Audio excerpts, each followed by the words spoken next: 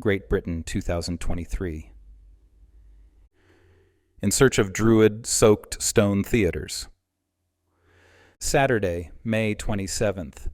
Columbus to London to Bath. "Dad, why did we come here?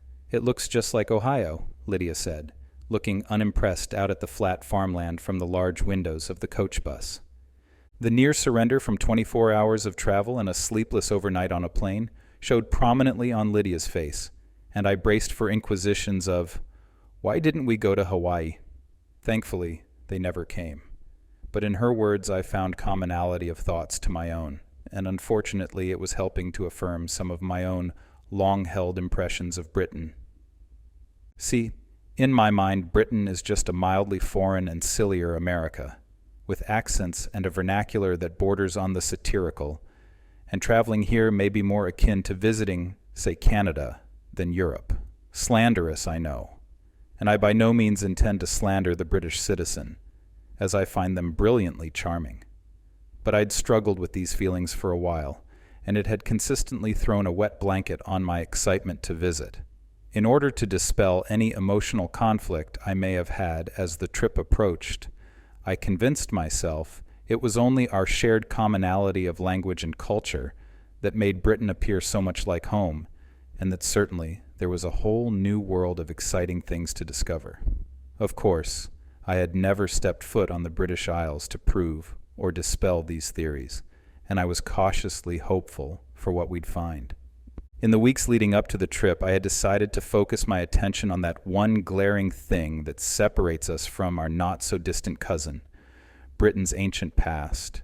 I read National Geographic magazines on its Neolithic history and on Hadrian's Wall, the latter I brought with me. I watched documentaries on Stonehenge specifically.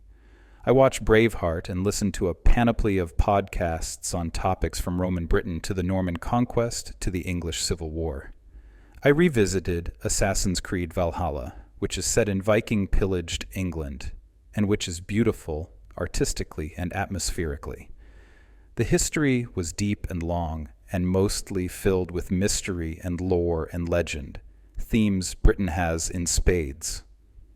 I unearthed a sort of Druid-soaked, mist-embraced forest and stone theater of ritual and ceremony, with an abundance of circular dancing around central fires. Does that any longer exist, I thought, in this modern, post-industrial United Kingdom? But as I said, I'd never been to Britain, and admittedly we'd be prioritizing the must-see greatest hits, for better or worse, over the obscure and farther afield attractions. In order to properly manage such a large undertaking, I decided to use Rick Steves' itinerary as a guide for formulating my own. I'll be interested in evaluating his recommendations and to see if it yields the mystic Britain I sought. An hour into the 2.5-hour coach ride from Heathrow to Bath, Lydia, like the rest of us, managed to stay awake through the bleak city sprawl and flat agriculture. But the scene began to transform. The modern outskirts of London turned green and rolling. Woods were broken by ancient stone walls and sheep-mowed pastures. Groundskeeper flocks dotted the lawns with specks of fuzzy white. Speeding by the window, tiny medieval stone homes raced, followed by a regular parade of Gothic church spires like mile markers along the route. These dark age villages popped up in lush green valleys and on hilltop ridges in the distance. It had become clear that we had crossed some time traveler's border crossing. Had I already found my ancient Britain?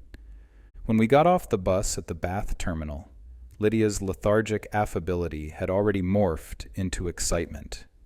"Did you see that? All those old towns and the mansions?" Bobby chimed in. "This is exactly what I thought England would look like. The kind of old buildings and stuff."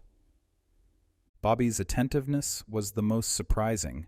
Up until now, I hadn't gotten any sign that he knew what England was, nor that he was in it. He barely acknowledged that we were going anywhere, even on the plane. He is so wrapped up in his own mind with deep dives into video game storylines, among other topics, that at times he's barely aware of the outside world. This proved to me that he is far more in tune than for which I give him credit. Even more remarkable, he had partially resurfaced from the plague of ailments and effects incurred from 24 hours of travel. The red-eye from JFK to Heathrow was a master class into the limits of the human body and spirit to the affects of torture. When we last did this 5 years prior, the kids came out entirely unscathed. Only Amanda and I were broken and scarred. This made it easy to forget, and us more eager to endure again. This time the children all suffered equally with us. Lydia complained that she was just too physically large in her growing 12-year-old body, though tiny compared to her peers, to fit in the unfathomably small amount of space allotted. The twins equally suffered. Whether a good or ill-advised move on our part, we had given them melatonin prior to boarding the 10:30-ish p.m. flight. When barely off the ground, their instinct to sleep was insurmountable. Lydia switched seats and lay on Amanda's lap, and finally forced some sleep. Hours into the flight, Gianna burst into tears of desperation.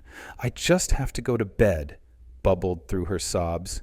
Even attempts to bed up against the window proved to be impossible. She wound up suffering through the duration with Lydia's technique on my lap. After switching with Bobby, on the other hand, was passed out peacefully in a collection of the most unaccommodating positions of contortion possible. However, his apparent success proved to be an apparition halfway through the flight. He had been inflicted with a curse of congestion and mucus that at times appeared to make even breathing a challenge. There it stayed and progressed for at least 24 hours more.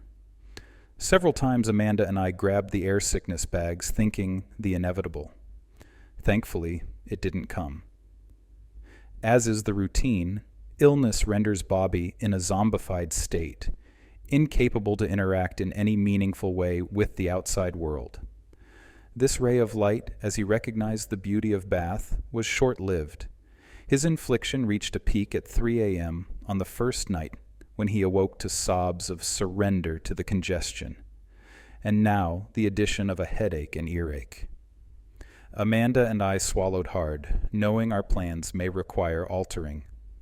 When the bus pulled into Bath at 1 p.m., it was clear to me that this city was very different from the old stone villages we passed through. Aside from being far larger, it was also a newer kind of ancient. Bath is a revitalized former Roman spa town and medieval village. It had a resurgence among 17th century elites and was revamped in the popular high-class Georgian architecture. Today, upscale shops occupy the centuries-old storefronts, and modern spas honeycomb the city center. Being Britain, it has this sort of expected early industrial revolution decay undergirding everything. It's hilly, which I wasn't expecting, and at times it even reminded me of traveling through Appalachia. It's also pretty grimy, trampled by tourists and overrun by the waste of seagulls and pigeons. We walked the few short blocks from the bus terminal to the lovely block of Georgian terraced houses next to the towering St. John's Parish Church that was home to our Airbnb. The address, One Georgian House, was just as charming as the below-ground apartment. It was large, with 2 good-sized bedrooms, a large entry, fully equipped kitchen with a washer and dryer, and a welcome note affixed to a bottle of Prosecco, 1 bath, and a charming large garden that backs right up to the river. The latter was stately, with a red table and 4 chairs and towering views of St. John's Parish spire soaring above the 6-story building and the other stone-walled gardens. All of it was beautifully decorated and had all the historical Georgian charm for which Bath is so celebrated. It was almost too good to believe, and I worried about what we were paying for such a lovely accommodation.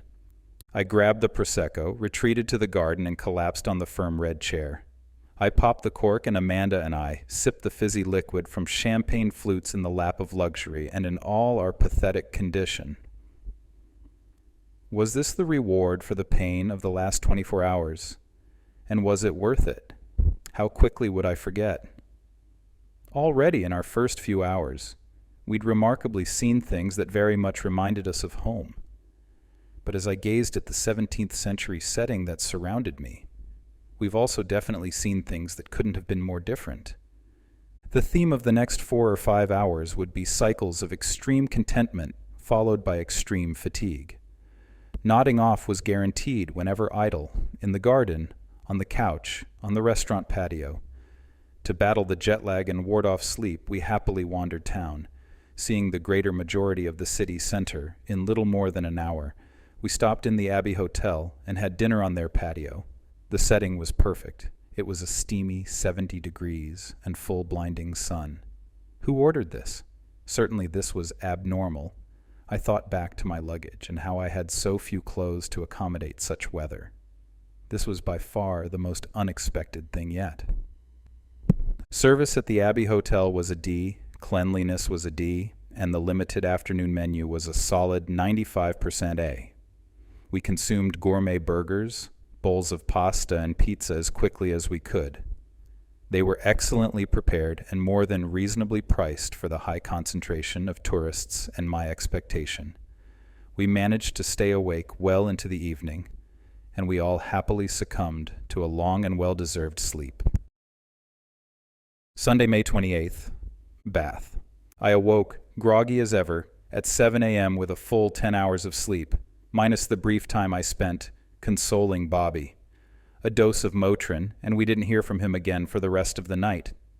Amazingly, when he awoke, he had seemed to make a miraculous recovery. I wasn't holding my breath, but possibly plan alterations might not be necessary after all. At 7 a.m., the sun felt like it had already been up for hours. At this latitude, sunrise is at 5 a.m. and sunset is at 9 p.m. And yes, I could confirm that the sky was brightening at 4. As I returned with my journal and coffee to my favorite red chair in the garden, it was already 50 degrees, and we'd rise to 70 degrees once again. But my quiet time in the garden was limited, as Amanda and I had a 10 a.m. reservation to pick up our rental car with Europcar. We left the twins behind with Harry Potter on the TV as the babysitter, and Lydia sound asleep in bed. Just a block from the Georgian house, we would learn some disappointing news that would go on to plague our plans for the next 2 days. Amanda read on Google Maps that the rental office is closed on Sundays. After a brief call to the corporate office, she both confirmed that we indeed do have a 10 a.m. reservation and that also, yes, the office is closed on Sunday. This was a level of incompetence that I would expect in Italy, but not here. I don't know if this is cultural or otherwise, but issues like this are becoming more common at home, post-COVID. For example, we needed new passports for this trip. Amanda and I needed renewals, but minors are required to apply for all new passports upon expiration. And it turned out to be wildly complicated. As we did for our last passports, we looked to get an appointment with the nice woman who works at the Upper Arlington Public Library, and were surprised to discover that she was booked some 6 months out. So we went to our local FedEx. And while it stated clearly on their menu of services, they informed us that they don't actually handle passport applications. Of course they don't. How silly of me.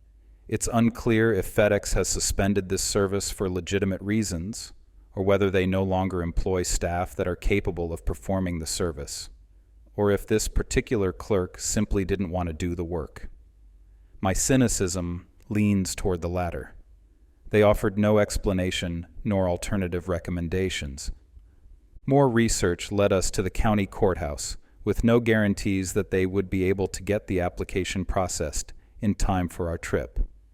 If not, the last resort was to travel to the passport processing office in Detroit, of which we had an actual trip planned if needed. After a full morning of waiting in line with other frantic and equally baffled families and suffering with an entirely incompetent customer service worker, we had applications submitted with every possible expedite fee available, which surpassed the cost of the application itself. In the end, we had 5 new passports in plenty of time. Needless to say, there would be no car today. Our plans were indeed going to be changed on the very first day, and not for the most likely reason, Bobby's health. No one was disappointed, however. We were happy to have a jet-lag day in Bath rather than a stress-filled one, attempting to drive all over the English countryside. We casually strolled the riverfront, taking in the parade gardens, which is directly across the street from the Georgian house. We crossed to the other side of the river and enjoyed panoramas of what may be the most attractive Georgian views in all of Bath. The Bath Abbey stands tall over the gardens, colonnades span to the Pulteney Bridge, and kayakers navigate the river in front of the cascading waterfalls of the parabolic weir. We spotted our Airbnb and garden and admired the cross-river views of St. John's Parish. We did lots of window shopping and real shopping for cold meds for Bobby, who, though greatly improved, was still very congested. For lunch, we ducked into the Lamb and Lion and had our first English pub experience. The kids were welcome, but only if we were eating, and there were a number of other children at noon on this Sunday.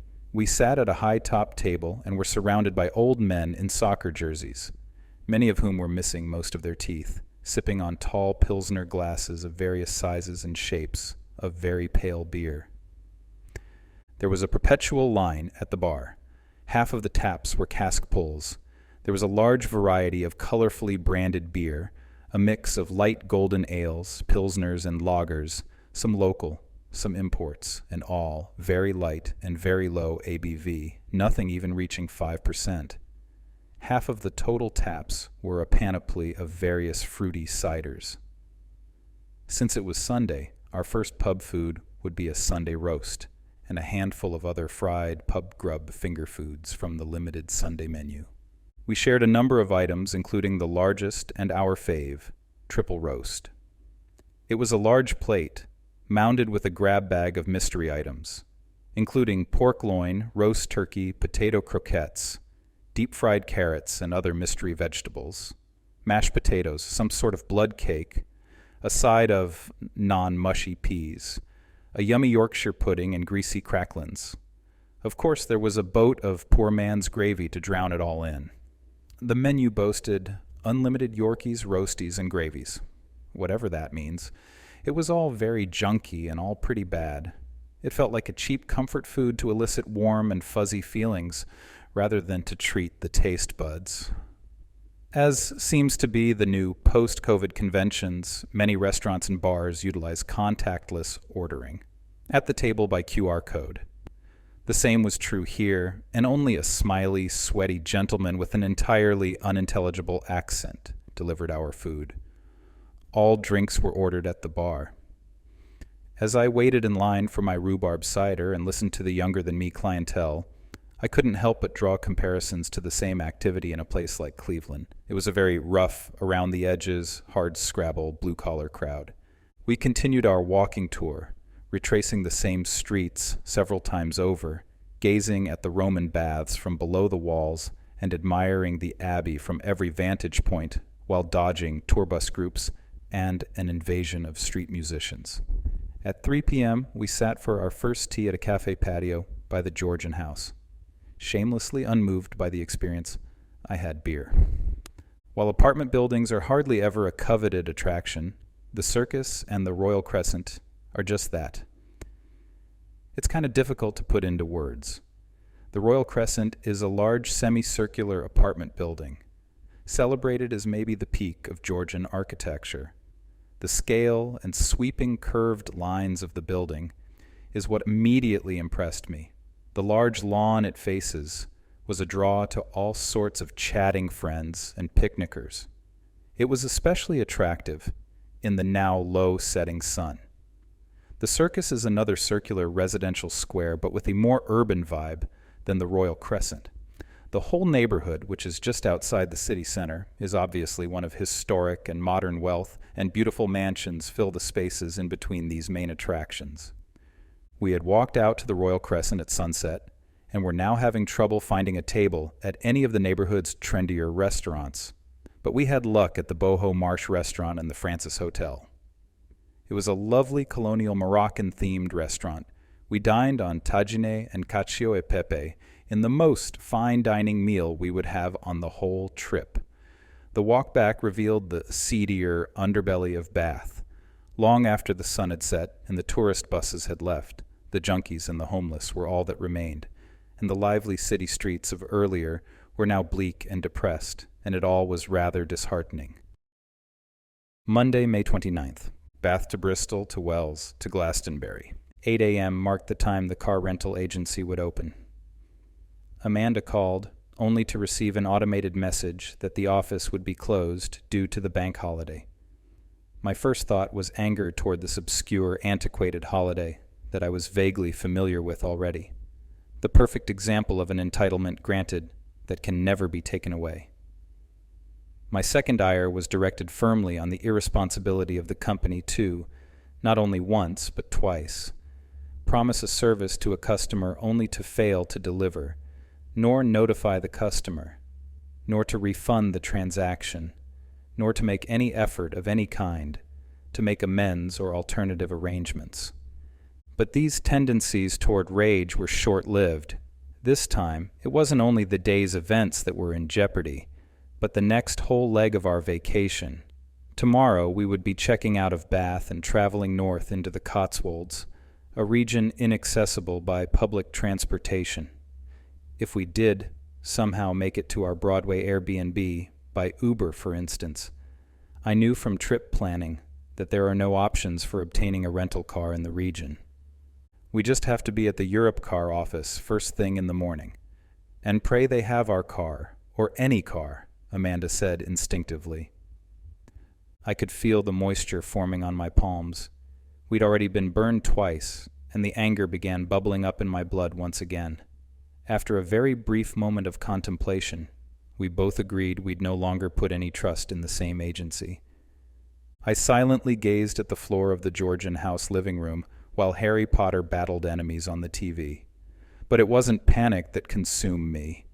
I could feel a thrilling surge of adrenaline pulsing through my veins, and in the back of my mind, I kind of craved these desperate situations, because I just knew we would figure a way out. "Come on, we're smarter than this," I said with a hint of frustration. "Can we go back to Heathrow? They will certainly have rental offices open, even on a stupid bank holiday." "Are there any other airports around?" Amanda furthered. Mere seconds later, I was scanning Google Maps. "Yes, there's one in Bristol, which is really close, like a stone's throw close. But we need to speak to a live person, or it's no good." Amanda began making phone calls, and I started looking for ways to get to Bristol.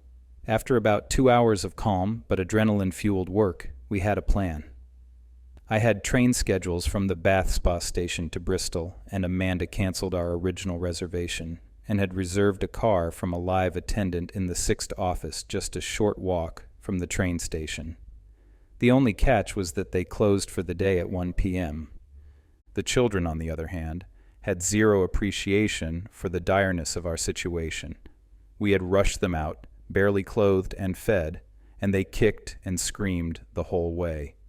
Even through the many nose wipes, Bobby walked blindly, never removing his eyes from his Switch. Gianna took her Harry Potter binging mobile, and Lydia incessantly moaned about wanting to be back in bed. Before 11 a.m., we were buying tickets at the Bath Spa train station. At least they were forced to acknowledge the reality of the task ahead of us when the realization of an incoming train caught their attention. Their initial reactions were of concern and even fear. I made an effort to play it up as much as possible. Then it turned to interest, and finally excitement when the train began bouncing down the tracks. It turns out Bristol is only a short 15-minute commuter train from Bath.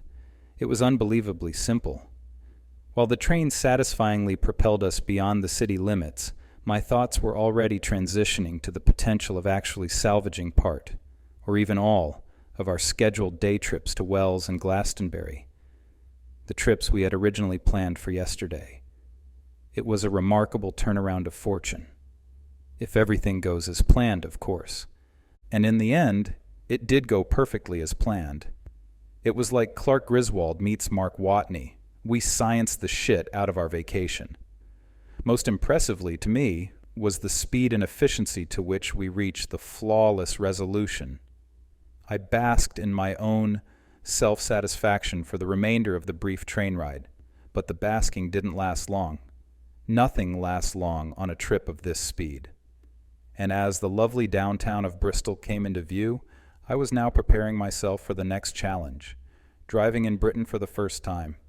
Bristol's train station is an 1840 Victorian monstrosity, in a good way. It's beautifully heavy and garish and exudes history. There was a sign in the front marking the shuttle bus to the Arctic Monkeys show. Sorry to have to miss that one. The experience at the rental car agency, just a short 10-minute walk across Bristol's attractive riverfront, was uneventful, and defied the avalanche of horror story Google reviews, of which ours will be added. I spent way too much time reading them, and every agency I researched was plagued with similar ire. The most common complaint was my most feared. We showed up and they had no cars, even though I reserved one. While they were busy, probably because they were the only one open in all of England, we were loaded and ready for bear, with a Peugeot 4-door in an hour. There was no level of prep that I could further employ. I just had to put it into gear and pull out into the mean streets of downtown Bristol. Driving on the opposite side of everything always made me a bit nervous. We got partway there in the USVI a couple years ago as they drive American cars on the wrong side of the road. But I just don't know what to expect here in Britain without actually doing it. I thought I could do some preemptive preparation by looking for YouTube tips before we left, but I found almost nothing of the kind. I wondered what that meant. The mechanics of the car scared me the most. The dance of pedals and shifting with the opposite hand. Would it be like writing with your opposite hand, only you risk death if you go outside the lines? While it was strange and disorienting at first, I realized my hands and feet quickly started working effortlessly on their own. Occasionally, throughout the first day, my right hand would bang into the door in search of the stick. But that was always comical, rather than tragic. The largest challenge inside our Peugeot was looking in the rearview mirrors. It was literally a dizzying experience and would continue to be for the duration of the first day. Much more challenging, at least for a much longer time, is the ability to judge spatial distance on the left and right sides of the car. This makes perfect sense, but was something I failed to properly anticipate. Hell, I have trouble with this at home. My instinct was to drive too far left, toward the berm of the road. One time I clipped the curb on a left-hand turn. This would be more problematic on the very narrow, winding, hilly roads that we drove on all day, especially with the many stone walls with zero clearance on the left. But by far, the most challenging aspects are the dubious English road rules, street markings, and driving conventions. There was a lack of clear lane markings that made rule following nearly impossible. While I gather there are very specific rules, they are neglected, far too much, for emphasis on speed limits and their markings. Roundabouts are inherently simple, but not without lane lines. There are also a number of lane shifting types that appear out of the blue and have no clearly indicated purpose. Overtake lanes, turn lanes, bus lanes, bike lanes, no idea. At the end of the day, there was really minimal yelling between Amanda and me, and the experience was slightly more stressful than enjoyable, which I considered a huge success. About an hour of moderately stressful driving later, due south of Bristol, we pulled into the visitor parking lot at the village of Wells. It was immediately picturesque and exactly what you would expect from a medieval, half-timbered English town. A winding uphill street led to wonderful views of the cathedral in the distance. We stopped at the Crown at Wells, a 15th-century coaching inn and the most prominent building on the square. We walked by a large signed photo of the Shaun of the Dead gents, posing in the pub, and scored a solitary picnic table on the back patio. Gianna struck up a conversation with the couple at the next table because she wanted to pet their cute, stubby doodle. They were, of course, extremely nice and even offered tips for good photography locations. As they noticed my camera, we dined on the usual pub grub, fish and chips, bangers and mash, ham and eggs, and English pints. When not eating in a proper dining room, it's standard practice to order at the bar. Though it may appear to place an extra burden on the bartenders, the woman who served us was very polite and fast, and even offered tips about quantities of food, and chatted with me about the popularity of the pale ale I had ordered. We toured all the sights, leaving nothing out, the bishop's palace with its stirring ruins, murky moat and elegant swans, and the adjacent cathedral, which is thought to be one of the first completely Gothic structures in all of Europe that contains no Romanesque elements of a previous building. I agree that it does seem to have an evolutionary quality, where its rounded arches somehow snapped and turned pointed. For me, the highlight is the Vicar's Close. It's considered the oldest medieval street in all of Europe, dating to 1348. It's a collection of 27 row houses and several other structures, including a chapel, a library, and the Vicar's Hall, which is connected to the cathedral by a walkway that crosses over a castle gate. It was all pretty confusing to take in, as it doesn't blend at all with the modern city streets that surround it. It has a courtyard feeling more than any sort of residential street. Each home has its own cute stone-fenced garden with blooming roses and picket gate, some with a full stone arched entry. The uniform chimneys give it a very Victorian row house feeling, but 500 years older. Had the couple at lunch not told us of the medieval street, we probably would have missed it entirely. Even though I immediately recognized it from Rick Steves' show, I carelessly didn't have it pinned on my itinerary, and that oversight troubled me.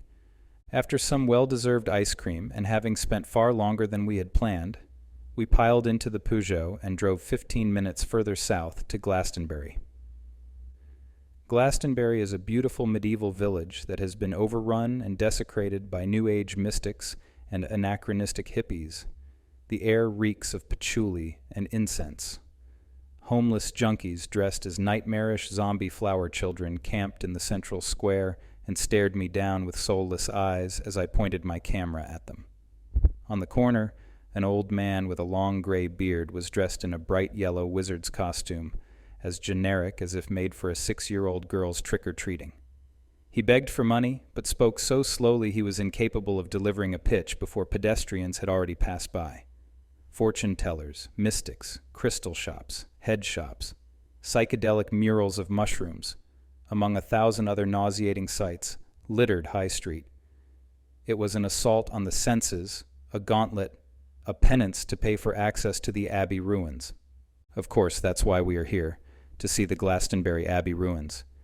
And of course, it's those ruins that for decades, if not centuries, have also attracted the infestation of hippie hangers-on, like fleas to rats. But the Abbey grounds are equally as lovely as the town is gross, a stark dichotomy.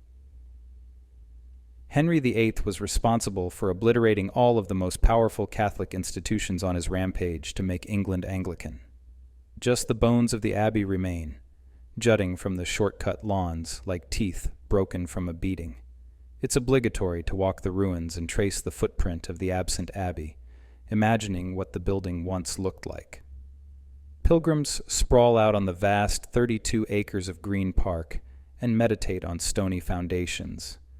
At the center is what has long been believed to be the tomb of King Arthur, and the Holy Grail has been claimed to have been housed here. There's almost an energy emanating from the ground. I could almost understand what has drawn the mystics to seek out this place. Almost, that is. Bobby, in particular, took to the Abbey. He assumed governance of the map and led the whole family on a guided tour. When we finished with the Abbey, we returned to Bath, arriving at around 7 p.m., and beelined for the local Italian pizza shop. We reviewed the remarkable day of travel in between bites of Neapolitan pizzas. Frantically troubleshooting the rental car seemed like days ago. We'd been to 4 different cities, traveled by train and by car, learned to drive in one of the most challenging places for Americans, covered nearly 1,000 years of history, and had a roller coaster ride of emotions along the wild journey. There was nothing that wasn't new to all of us, except maybe the pizza we now ate. Lydia, who had been in the most sour of dispositions for the better part of the day, was now smiling and laughing and said, "You know, I really like Bath." It stopped Amanda and I in our tracks, but we said nothing and let the moments of joy marinate. On our way out, an older American couple stopped me and said how wonderful our family was, and how they had such a joyous time watching us through dinner. I don't know why, but I felt a little embarrassed or even ashamed. I suppose I felt I was partly taking for granted this charmed life that's been bestowed upon me. A thing that is human, that we all do to some degree. Tuesday, May 30th. Bath to the Cotswolds. I sat for one last time in our serene bath garden with my journal and coffee. The low rising sunlight made the spire of the St. John's Parish glow golden. I tried to absorb the moment as much as possible, as I knew there was almost no chance any of the apartments to follow would be this lovely. But I was also excited about our next leg to the quaint villages of the Cotswolds. As a photographer, it intrigued me as much as any other destination in Britain, and I was curious as to what we would find. This piece of trip planning was the most challenging of all, as the Cotswolds is not a single destination like a city or an abbey or a monument. This is a region with dozens of spread-out points of interest. Deciding which villages to see and how many, while judging the distances in between and formulating a plan, is a nearly impossible task to master, and I was hoping an impossible task to mess up. Around mid-morning, we began the necessary process of moving out of the apartment. It always amazes me how quickly the contents of the kids' bags can be expelled to blanket every inch of their bedrooms upon arrival, like each bag is a volatile bomb waiting to explode the moment it makes contact with the floor. What's more amazing is how quickly Amanda can aid them in getting all of said contents packed back into those tiny bags. Of her many skills, she's a master craftsman as mom on vacation. At 10 a.m., we loaded the car, went to a bakery for a breakfast of pastries, and then toured the Abbey. The lines had been too long for our limited patience every other time we visited. The only major site we didn't see was also the most important, the Roman baths. However, I wasn't so disappointed, as I'm not convinced of the impactfulness of the site, and we were able to enjoy it in part from the outside. This is the part when I try to justify to myself my mistakes. The whole complex is quite small, and the main bath is in a sort of open-air courtyard surrounded by a wall and adorned with statues and columns, some of which can be observed from the Abbey Square, as it is below the modern street level. It's not even clear to me how much of the structure is actually Roman, maybe just the foundations and statues. I learned long ago that not everything can be seen when traveling, and to express no regret for any opportunities lost. We were back on the road before noon, and I was calibrating my brain back into opposite driving mode. As I approached to pull the car into the road, a woman pushing a baby stroller looked at me with concern. She asked if I was lost, and if I needed help. I didn't, but the look on my face must have expressed the pain of the task ahead of me. Only 30 minutes into the drive, we arrived at our first Cotswolds village, albeit on the far reaches of the region. Castlecombe was as popular as its name was whimsical. The tiny village rests at the convergence of two narrow country roads. The throngs of tourists that come to feast on its charms are relegated to parking in a wooded lot a 10-minute walk uphill. A perfectly maintained, fairy tale, thatched roof home greeted us on our pilgrimage walk into town. Quaint medieval stone row homes wall the streets and led to a stone bridge spanning a peacefully babbling brook. At the convergence lived a leaning-in and restaurant and a modest adjacent church. For as many cars as were in the parking lot, the tourists dispersed evenly throughout the town, and I was even able to get plenty of people-free photographs. I recognized the hero shot of the stream and bridge with the row houses, hugging the winding road in the distance that graces Rick Steves' England guidebook cover, and I did my best to capture one of my own. After winding through little perfect villages, we stopped and had lunch at a restaurant called the Priory Inn in an old but non-touristy village called Tetbury. The staff were sugary in their hospitality, and I gather see very few Americans. This would be one of our rare glimpses into real-life England, outside the reach of tourism, and the extra kindness was warming. Because we were seeing small, off-the-beaten-path villages, we spent the next hour and a half driving on tiny one-lane roads with high hedges on each side and strategic pull-offs for passing. It was slow and stressful, especially when locals would zoom up out of nowhere and ride my bumper. I often pulled over to let them pass. The next pin on my map was Bibbury and the photogenic Arlington Row. Rick Steves calls it a stop on the Instagram tour. I've never seen anything like the spectacle that we found at Bybury, and if I had put any thought into it, I might have become disillusioned with the current generation entirely and questioned my own travel practices. Bibbury itself is not what I'd call a village, but a street with some homes. It is beautiful, but by comparison of what we'd already seen throughout this first day, entirely unremarkable in every way. The line of traffic clogged the streets long before we got into town. Cars parked anywhere they weren't blocking the road, and there wasn't an open spot to be found. Dozens of tour buses blocked lines of sight and bullied their way through the miniature hamlet. Tourists by the hundreds loitered and camped anywhere land was unoccupied. It was like Oasis was having a reunion show, but they hadn't arrived yet. It was difficult to rationalize what the attraction could have been. Upon first seeing the congestion, we agreed that even attempting to stop would be irrational, and while trying to find a way out, I was regretting coming at all. As we approached the main draw, Arlington Row, I was even more stupefied. It was literally a small collection of row homes on a lane. That's it, nothing else. We had seen more attractive architecture in Castle Combe and in every single village we would visit during our entire time in the Cotswolds. The social media bug had infected the brains of all the people there. They were blinded by mob hysteria and zombified by lack of agency over their own reasoning. Also, they could get their cookie-cutter photographic souvenir to decorate their profile pages. Though free from the tangle of Bybury, driving got surprisingly more complicated. A single bridge outing detoured us onto even smaller roads and forced us to abandon 2 additional planned stops, Sudeley Castle and Winchcombe. 5 minutes before our final destination, Broadway, we made one final stop in Stanton. Stanton was the absolute antithesis of Bybury. It was sleepy, barely a soul to be found, and there wasn't a tourist within at least 10 miles. It was idyllic. Only a hair larger than Bybury, but with real substance. Roses and wisteria lovingly embraced well-kept cottage stone walls. Medieval lanterns and adorable nameplates marked wooden entrances fit for hobbits. The only sound, clopping horse hooves, caromed down lanes with stony echoes. 2 gentlemen locked the door to the toy-sized church and walked toward the wooden gate flanked by ancient gravestones, stolen from a Gothic horror set. I glanced at my watch, which read 4 p.m., the common closing time for the region.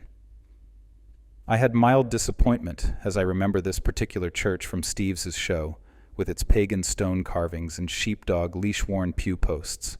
Stanton had restored any faith in our travels that was lost earlier in Bybury. We pulled into Broadway at 4:30, and our relaxed and casual 2-hour drive felt far longer and more stressful than I ever anticipated it would. The town's structures were similar to others of the region, but here they lined a broad main road, hence the name, which was further flanked by wide lawns, all of it for the purpose of moving large herds of sheep. The Cotswolds grew wealthy in the Middle Ages, when its wool was the finest material in Europe. With the discovery of the New World and rise of cotton fabric, the region went into a decline and then a deep sleep. In the 20th century, wealthy Londoners looking to escape the chaos of the big city bought up second homes in the Cotswolds, and the region is experiencing a renaissance. Our apartment was above a coffee shop on a pedestrian shopping lane that ran perpendicular off the main street. Once again, the charming address, 2 The Huntings on Church Close, made me smile in all its cute ridiculousness. It was a large 2-bedroom, 1.5-bath apartment with front views of the upscale shops and back views of the neighboring village church. With a new kitchen and 0 decorations, it was the most boring nice apartment I'd ever seen. Broadway, as well as much of the Cotswolds, expectedly has a more of a retirement vacation destination vibe. High-end, slower-paced, and all-around relaxed. The children would say, boring, all of which I was completely okay with. The town seemed to be entirely closed for the day, and we strolled the quiet street and its hunting, specialty wool, and furniture shops, cafes, Hallmark equivalent stores, and beauty salons. Interestingly, restaurants and pubs were underrepresented, and most of them were also closed. We learned the hard way that they observe some sort of siesta between 2:30 and 6.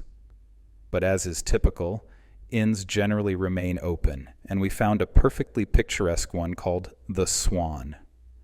We grabbed a table in the bar and ordered from the fried food menu from the young bartender whose accent was so thick it sounded like parody. Our arrival to Broadway marked the first signs of mutiny. I knew it was inevitable as traveling is extremely demanding, especially at the pace we were moving. There was going to be lots of time spent captive in the back of a car and eventually on trains, and very little downtime of any kind, let alone personal time. When we arrived, the twins played a game of make-believe and rebelled at the thought of exploring the town and getting dinner. The next morning, Lydia's normal morning protest evolved into downright refusal. It took until 11 a.m. to rouse her from the bed. The bend-not-break strategy had put us on the brink, and the dictatorship would need to be implemented. We'd start by enforcing regular bedtimes, following melatonin routines, and more regular meal schedules. Wednesday, May 31st, the Cotswolds. Through the rising mutinous tensions, we were off. Keep moving forward, I told myself, like Dick Winters rallying his troops at the assault on Foy. We began our long cuteness overload tour of uniquely individual, yet nearly identical in composition Cotswolds towns. First out of the gates, the around-the-bend village of Snazzle, but spelled Snowshill. Snazzle is a triangular convergence of 3 country roads with a walled church and cemetery sitting atop wavy ground from centuries of manipulation, from burials like kneaded dough.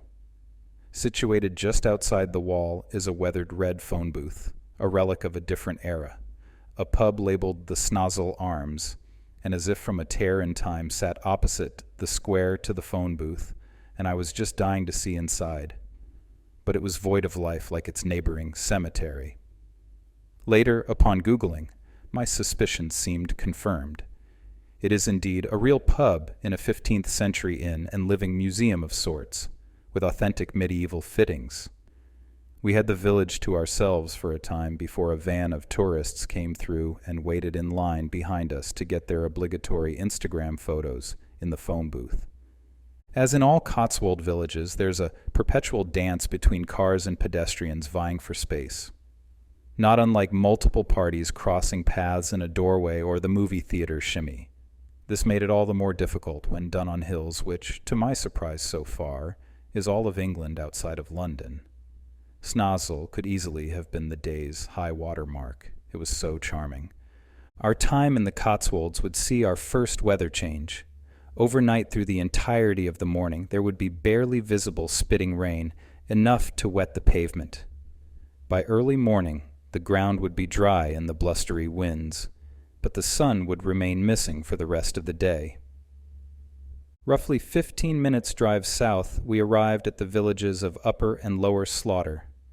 The general rule of thumb is that Cotswold villages are organically situated a one-day's sheep drive apart. The Slaughters are the exception. Thanks to English right-to-roam law, public access is granted to these sheep-herding paths between Cotswold villages, and they make great hikes. Of course, we didn't have a day to do a full hike, but we did have an hour to take Warden's Way, the country path between the Slaughter villages. We parked the car along the road, roughly halfway between the villages, and walked into Lower Slaughter. We crossed the river, barely a stream, via a small stone bridge, and wandered past a miniature mill, with a cute-as-a-button water wheel, which dipped its toe gently into the river. Today it's home to a tiny coffee shop. Beyond a wooden gate we entered a narrow passage with high stone walls on either side. These are called fleece alleys, where sheep could be counted as they passed through single file. We walked through fields, along canals, passed through gates and stone walls and over streams on more stone bridges to Upper Slaughter. There were other hikers like us, and it was a serene activity. Upper Slaughter is a beautiful hilly medieval village with winding streets, weaving nature footpaths, an obligatory medieval stone church, and a ford crossing the river. We walked back to the car and drove 10 minutes or so to the much larger town of Stow-on-the-Wold. It was mid-afternoon, and the traffic entering town was an early red flag. Our quick parking place was deceiving as the main square was overflowing with tourists. Cars parked in every conceivable space, and moving cars and pedestrians fought for what remained. Again, these are just the realities of travel these days, and I was determined to not get discouraged. But by this time the kids were getting tired, and Lydia had entered a full hunger emergency. This was something my laissez-faire travel style was not prepared for. Unfortunately, we had slipped into the Cotswold siesta time of day, and every kitchen on the square was closed until dinner. By the time we made a lap, frustratingly dodging cars and tourists, moods throughout had disintegrated and tensions soared. We abandoned Stowe and my plans for Chipping Campden for hopes of better luck in quieter Broadway. Success was only moderately improved, and we found a solitary burger restaurant in a dollhouse-sized stone building where I could not stand comfortably. The good news was that we had food. The bad news was that it was more burgers. Even though we had just eaten at 3, Amanda made a dinner reservation at the Crown and Trumpet Inn, a beautifully historic 17th century pub just steps from our apartment. Segmented into a bar and restaurant, it's a cozy roadside-style inn with a huge, no longer functioning fireplace. Dogs lay on the uneven carpeted floor at the foot of the bar and at their owner's feet, while they spin yarns with pints in hand. What a cozy hideaway this must be in the wet winter. There was no question we were the only non-locals, but were treated without discrimination. Stepping into pubs of this type, of which we've seen a few now, have a strong colonial American vibe, and rightfully so. It wouldn't be a surprise to see men in tricorn hats and breeches plotting in the corner, Sons of Liberty style. Adding to the authenticity, the pub brewed its own beer, and the options were ale and lager. Amanda and I had tomato basil soup, and we shared the wonderfully named Farmer's Plowman, which is a plate of grab bag items including Stilton cheese, potato salad, ham, rolls with jam, sliced apples, and tomato salad. The vegetables and freshness was a welcomed peculiarity here in England. Earlier in the day we had done laundry, and the door to the washer broke, locking the clothes inside. We spent a fair amount of time trying to find an emergency release and brainstorm other workarounds with no luck. I would have taken a screwdriver to it if it were my own. After a long day of communication, the owner and her boyfriend came out at 10 p.m. to try and resolve it, again, with no success. They said that they would mail the clothes to our London Airbnb when they could get them.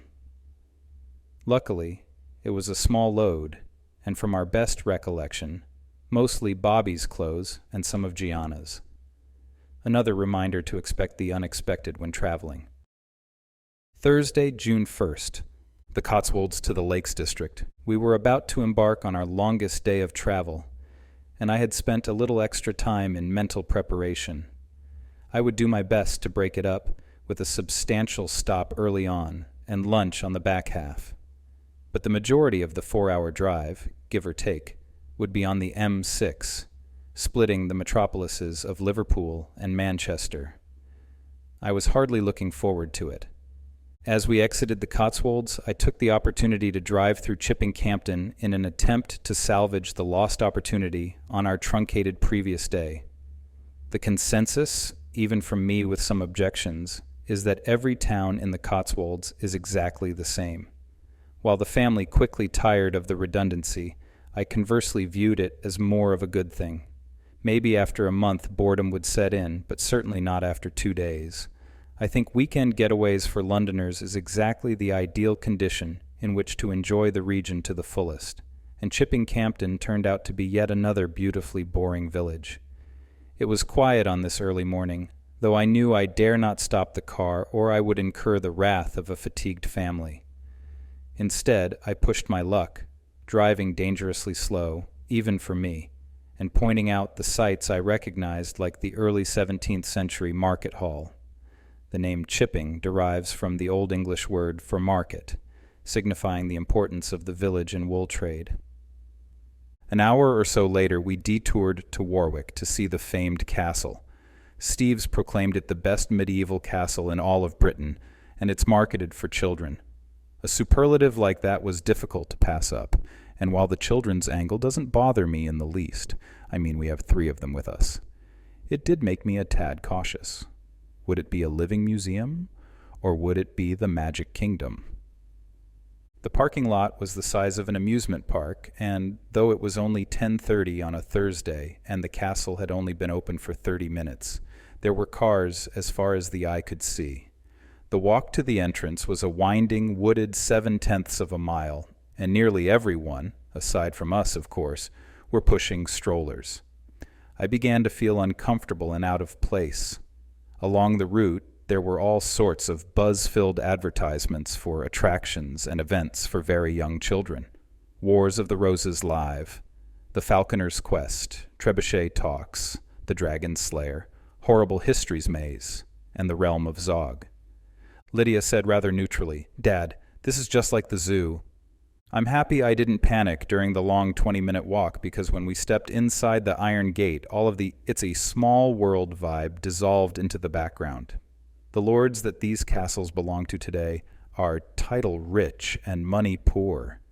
There is no way for the noble of a castle the size of Warwick to ever be solvent without some help. So he took the bold step of relinquishing management to an entertainment company, hence the super-commercial, Disney-esque park.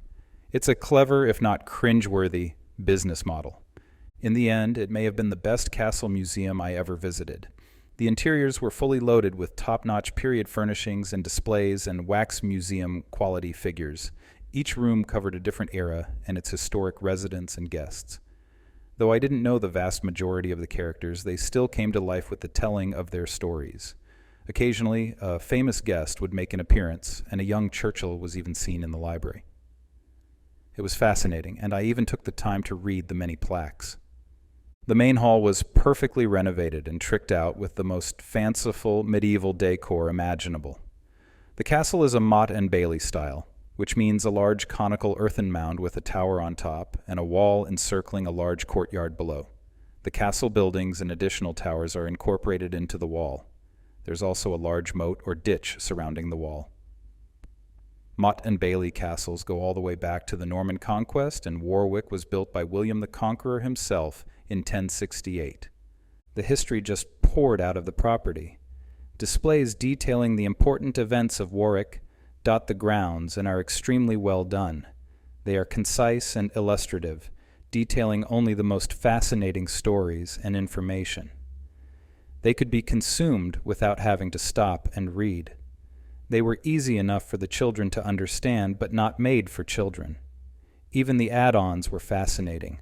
Night training for kids, archery demonstrations, historically accurate trebuchet firing, and even full metal jousting. The latter we watched from the top of the Motte fortification. We walked the walls, climbed the dizzying towers, stormed the parapets, snacked on Belgian waffles and espresso, and were out of there in a little over an hour. Unfortunately, we were all rather gassed from all the excitement. The kids were asleep immediately when they flopped into the car, and I almost was as well. While it was nice to have the ease of the freeway for a change, we hit stop-and-go traffic in the Narrows between Liverpool and Manchester. The extended drive was extremely challenging. I was grateful and rather desperate for a break when we reached our lunch destination. We stopped at a beautiful 17th century farmhouse turned pub called the Little Manor in the town of Thelwall. It was probably the best food we'd had yet. Probably the best by far. Quiche, pastas, avocado toast, vegetables, and salads. Wonderful, colorful, nourishing vegetables and salads. We peeled the kids from sunning themselves on the patio benches.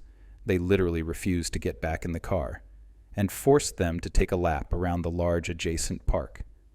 After another stint on the M6, we happily abandoned it, for small, winding roads into the hinterland. As we neared the lakes, the landscape changed drastically.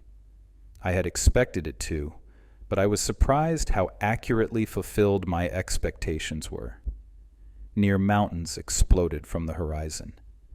Their treeless surfaces were replaced with craggy rocks and short green scrub. Their sides were crisscrossed with ancient stone walls and thousands of grazing sheep that appeared as white specks on the desaturated brown and green palette. It was pretty stunning. It was the Assassin's Creed panorama I sought. Several times I had the car pointed directly at a cliff's edge and certain spectacular death, while I gawked for a second and a half at the marvelous views, only to jerk the wheel at the last moment. Snaky, alpine-like villages filled every inhabitable nook. The building material of choice is an extremely coarse, thin, black stone that gives the appearance that the structures are natural features of the cliff sides. Our Airbnb was in the village of Windermere, roughly halfway down the hill to the lake. It's a bit like a sliding scale. The top of town is higher rent and the bottom is lower. It had more of a spring break feel, but nothing too boardwalk-like. Our apartment was on the top floor of an abused, hard-lived building above an Asian restaurant and a wood-fired pizza restaurant that dishes out pretty darn good pies. It was large and clean, and with a mix of new and old. It had a huge new bathroom with a Japanese spa toilet that Gianna loved. I even saw her giving Aviva a video tour of it on her iPod. We walked down to the lake, ate fried foods at some feedbag restaurant, hit the local co-op for supplies, and collapsed from the exhaustion of the day. Friday, June 2nd. The Lakes District. While the others slept, I managed to pull myself out of bed, navigate a new coffee maker, and sit down with my phone and guidebook to find a hike to do while here in the lakes. Frankly, I'm not sure what else there is to do. I looked to Rick Steves for advice on this one, and cross-referenced his recommendation with the AllTrails app. Catbells seemed like a good fit. It's a 3.6-mile loop trail with 1,315-foot elevation gain. It's rated as hard, and the reviewers seem to have quite conflicting opinions. Some said it was very easy, and grannies and children were doing it just fine, while others said no granny should ever even attempt this trail. I know that Steves did it just fine, so how hard could it be? We left the apartment at 9 and made the hour-ish drive north, past a number of lakes and villages, including beautiful Ambleside and the former home of the great William Wordsworth. Our plan was to drive to the pier at Keswick, on Lake Derwentwater, catch the short 10-minute ferry to Hawes End Pier on the other side, where the Catbells hike begins. We had plenty of time before the 12:30 ferry, and detoured up the hill out of Keswick on a ridiculously narrow one-lane road. What we would find was one of the most provocative and dramatic things we would see in all of our time in Britain. A few cars were pulled off on the side of a widening in the road. Beyond an ordinary sheep's gate in a stone wall and a modest marker rose a treeless hilltop pierced by the upright stones of the late Neolithic, early Bronze Age, Castle-Rig stone circle. The impact was immediate, and I felt a personal sense of discovery and connection with a people 5,500 years in the past. There was an energy to the area. Nothing profound, but something that could be felt in the core. The stones themselves are glacial, erratic boulders of various sizes, the tallest being a tad over my head. The circle is about 100 feet across, and it's immediately obvious that ancient human hands had created it. As someone once said, if you see a turtle on a fence post, it didn't get there on its own. Not only is the irregular stone circle thought-provoking and intriguing, but the setting is one of the most enchanting I could have imagined for Britain. Sheep graze amongst the stones and keep the grass perfectly manicured. Their spring lambs bounded, keeping up with their mothers. The coarse stone walls that keep the sheep in gash the hillsides from near to far. Long vistas of the distant hills and mountains create a dizzying, parallaxing 360-degree theater. It was stark and exposed and windy, and it felt a bit like the rugged expanses of Mordor. The excitement level of the other visitors could be felt as large smiles were shared, and many asked fellow strangers to snap group photos. And while there is nothing to do per se and not much to see, it was easy to linger far longer than seems reasonable. Stonehenge was scratched from our itinerary during our final planning phases, and any remaining regret was now immediately extinguished from my conscience. We purchased our tickets at the Keswick jetty and boarded the overcrowded boat. Through the bright sun flickering on the choppy waters, I could see the 4 large hills of the Catbells Fell, rising like the back of a sea monster on the opposite side of the lake. A ribbon of brown climbed up the nose of the first hill. It was beautiful and made my breath shallow. I gave it a sober evaluation and wondered what exactly the nature of this hike would be. Again, I thought of an exuberant Steve standing at the top in his orthopedic shoes and khakis, looking like Bill Gates on stage at the Windows 95 launch. For the first 30 minutes, I was cruising right along in high spirits. It wasn't long before the views of the lake below and the mountains in the distance were spectacular. The kids were excited and weaving in and out of the hikers in front of us, and it was refreshing to see this not-so-frequent pure joy.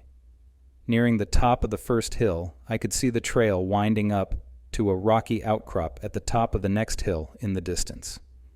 The tiny hikers were using both hands and feet to scale the cliff. I began to panic.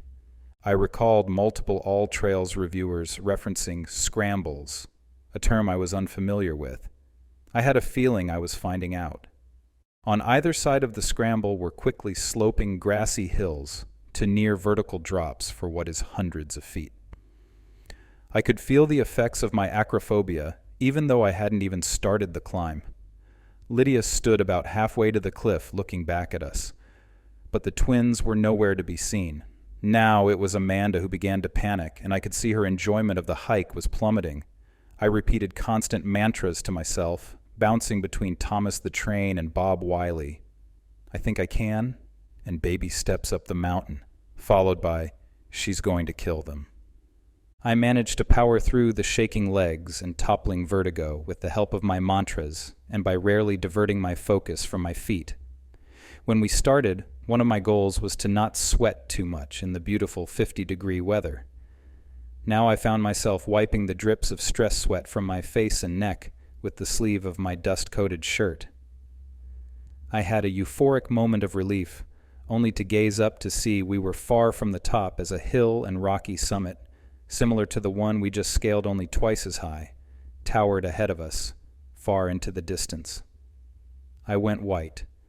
I knew that going back would be impossible and even more challenging than going up, and realized that none of the ant-sized specks on the mountain were the twins. Exasperated, Amanda took off in a jog toward the summit. Earlier, we had sent Lydia ahead to catch up with Bobby and Gianna, but now she was nowhere in sight either. At this point, it had been 30 minutes or more since we last saw the twins. By the time I reached the second scramble, the fear had time to percolate. Peering upward into the bright sun, I could see Amanda beginning the ascent. Far beyond her, Lydia was standing on an outcrop toward the top looking back at me, and the twins were beginning to scale back down the scramble as agile as mountain goats. Down deep, I knew they were in no real danger. When we caught up with them, they endured the wrath of both Amanda and me. While her anger was from their disobedience, mine was a redirection of my own fear of the cliff. They seemed to feel the weight of our condemnation, but only for a brief moment. Gianna would pout for the rest of the hike because we forced them to remain by our side. I crawled with my hands and knees, in the most pathetic fashion, surrendering all dignity.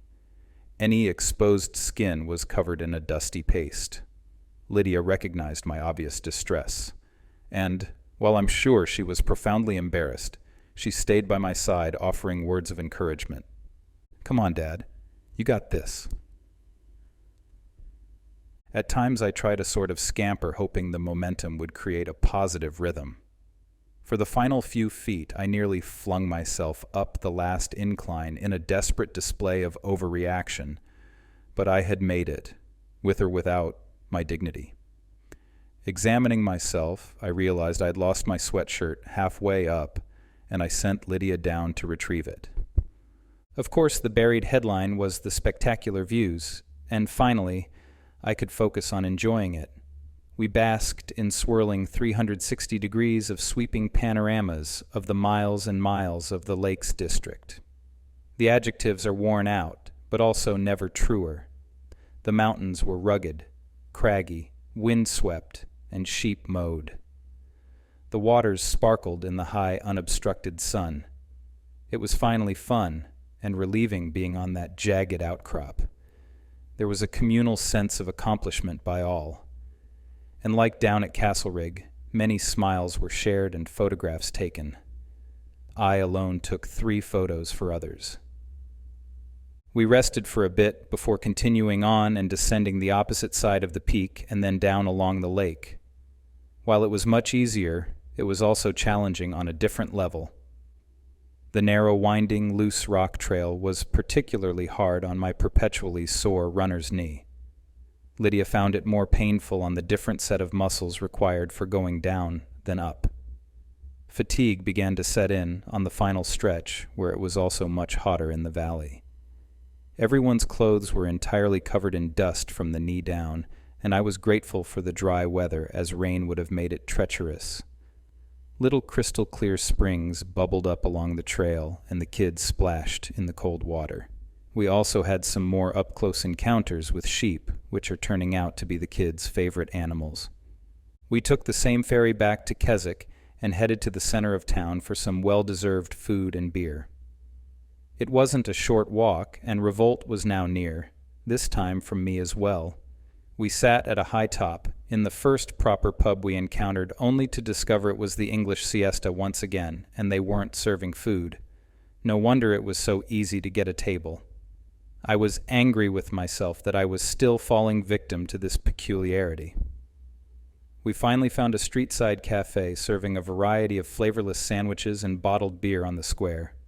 We sat on plastic furniture on the makeshift patio and endured an irritating Incan flute-playing duo blasting out New Age drivel at ear-bleeding decibels.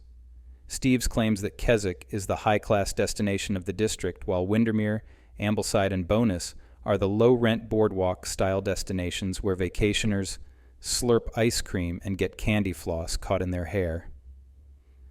I don't think I'd heard a more inaccurate and insulting statement from him.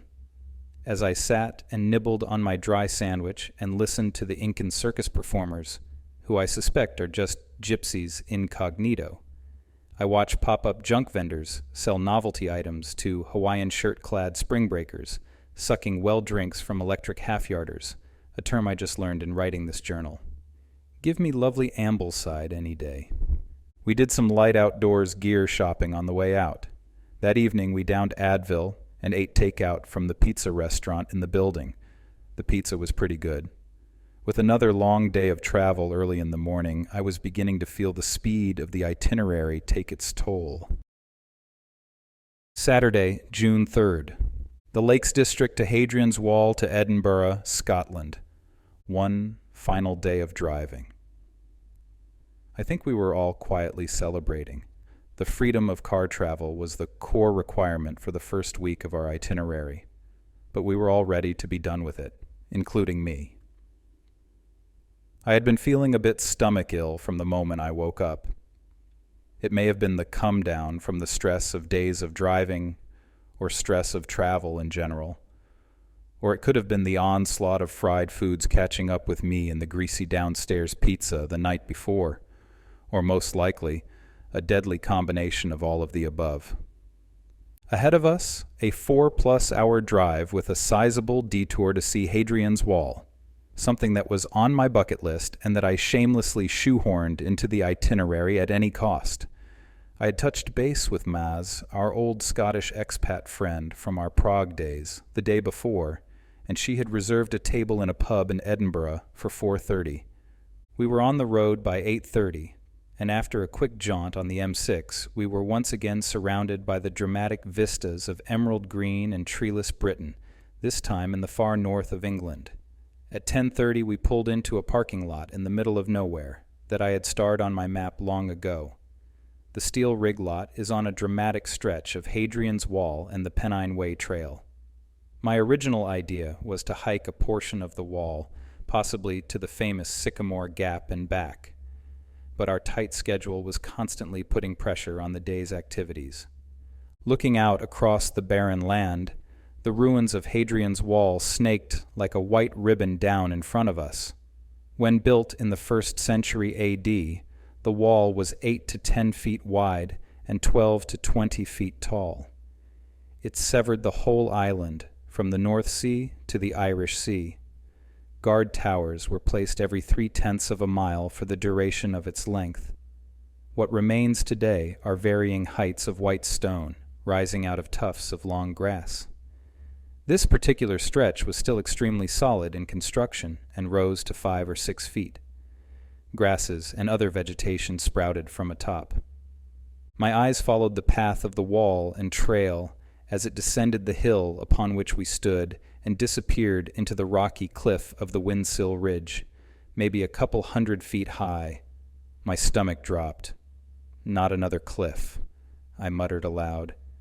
A handful of tiny hikers slowly inched their way up its face. This was all my fault, I thought to myself. This was my researched itinerary.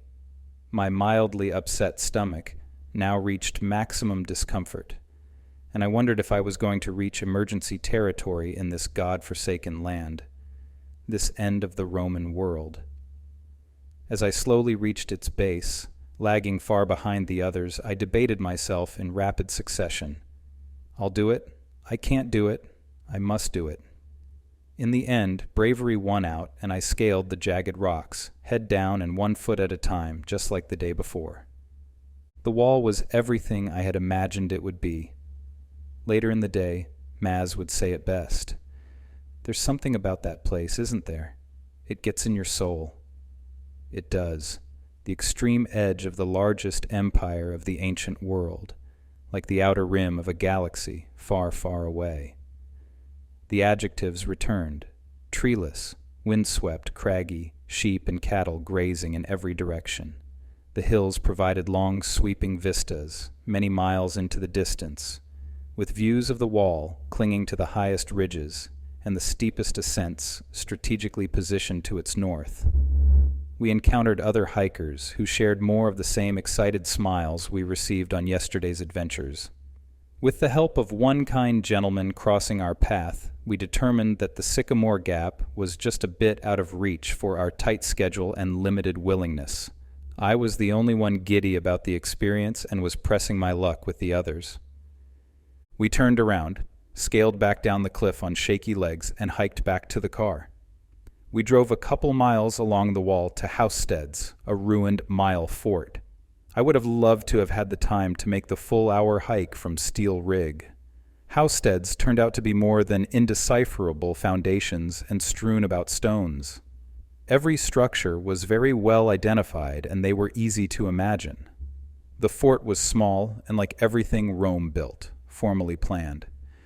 It was constructed directly into the wall, and there was a clearly defined entrance and gatehouse to the north side.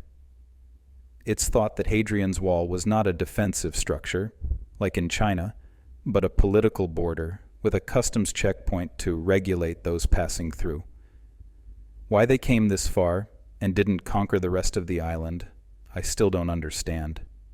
I made the difficult decision to visit humble Housesteads, while just on the other side of the road is maybe the most famous Roman site on Hadrian's Wall, and maybe in all of England.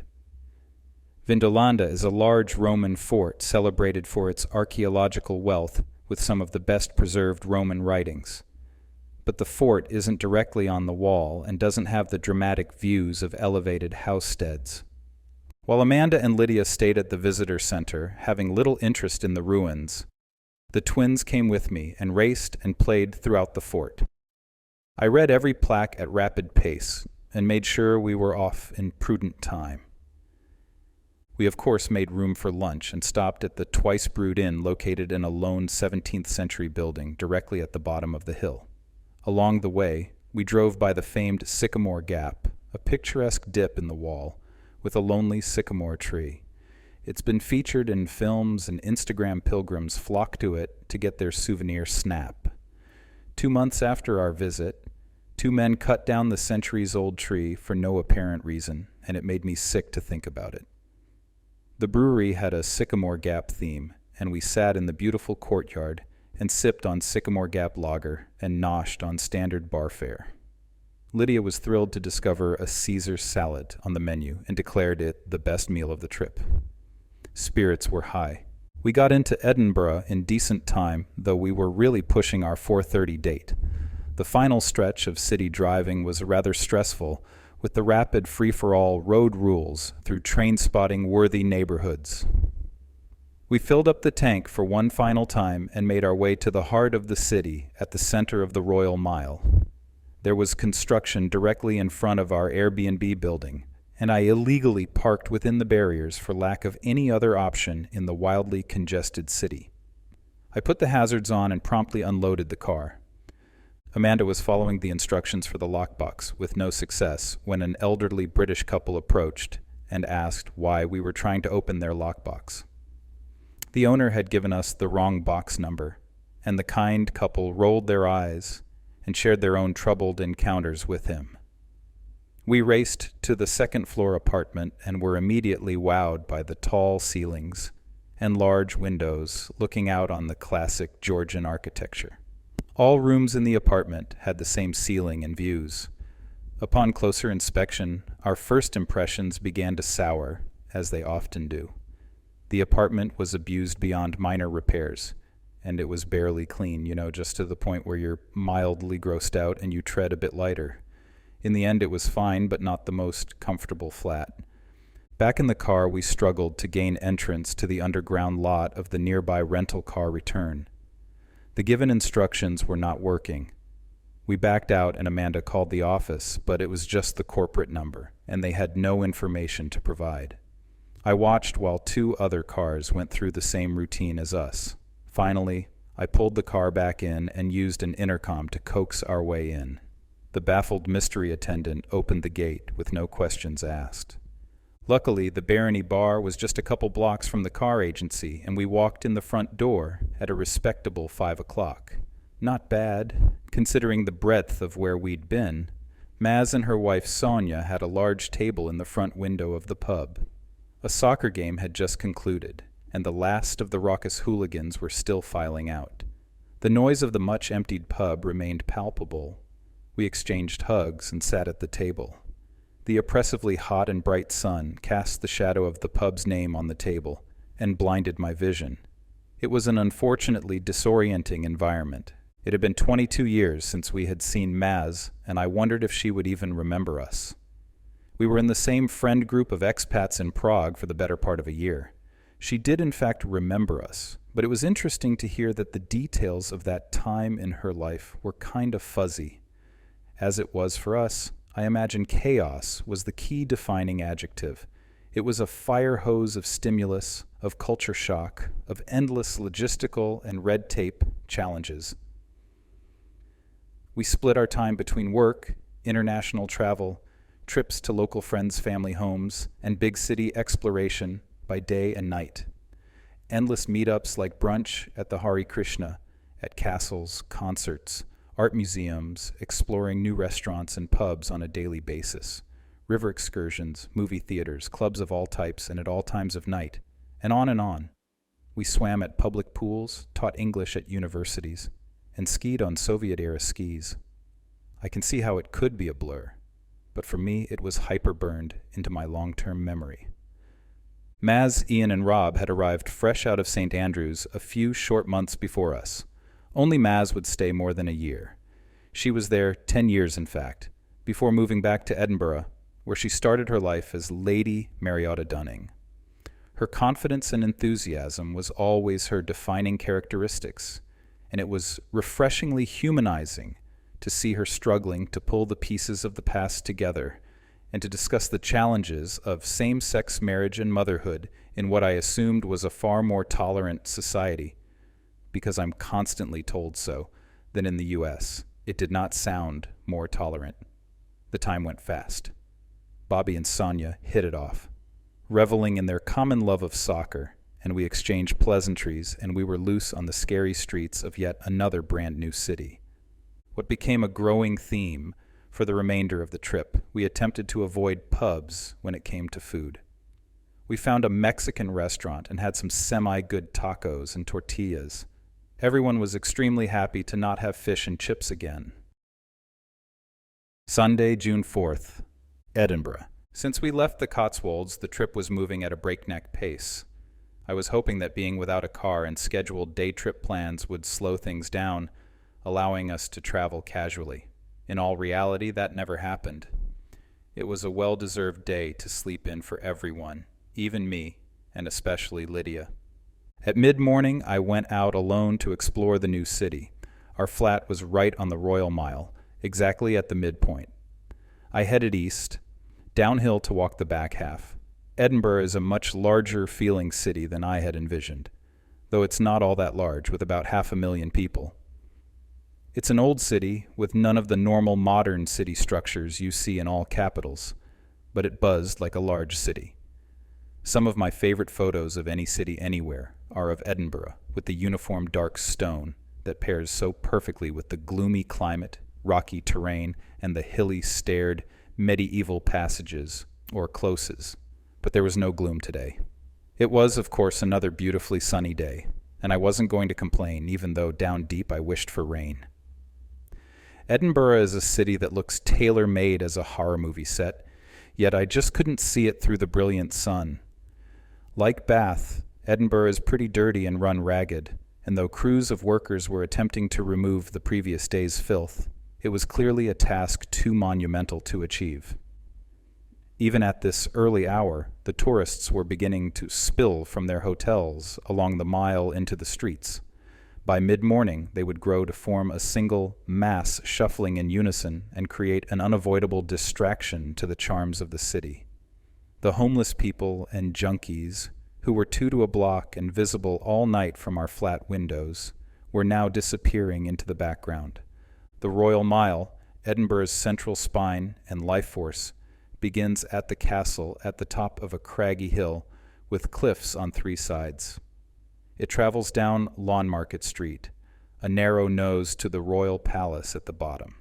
This is where Edinburgh's early residents lived, clinging to the hill's protective slopes, building upward as space ran out. 7-plus-story medieval tenements climbed ever higher, rich and poor sharing the same buildings. Many of them still stand today and flank the Arrow Straight Street.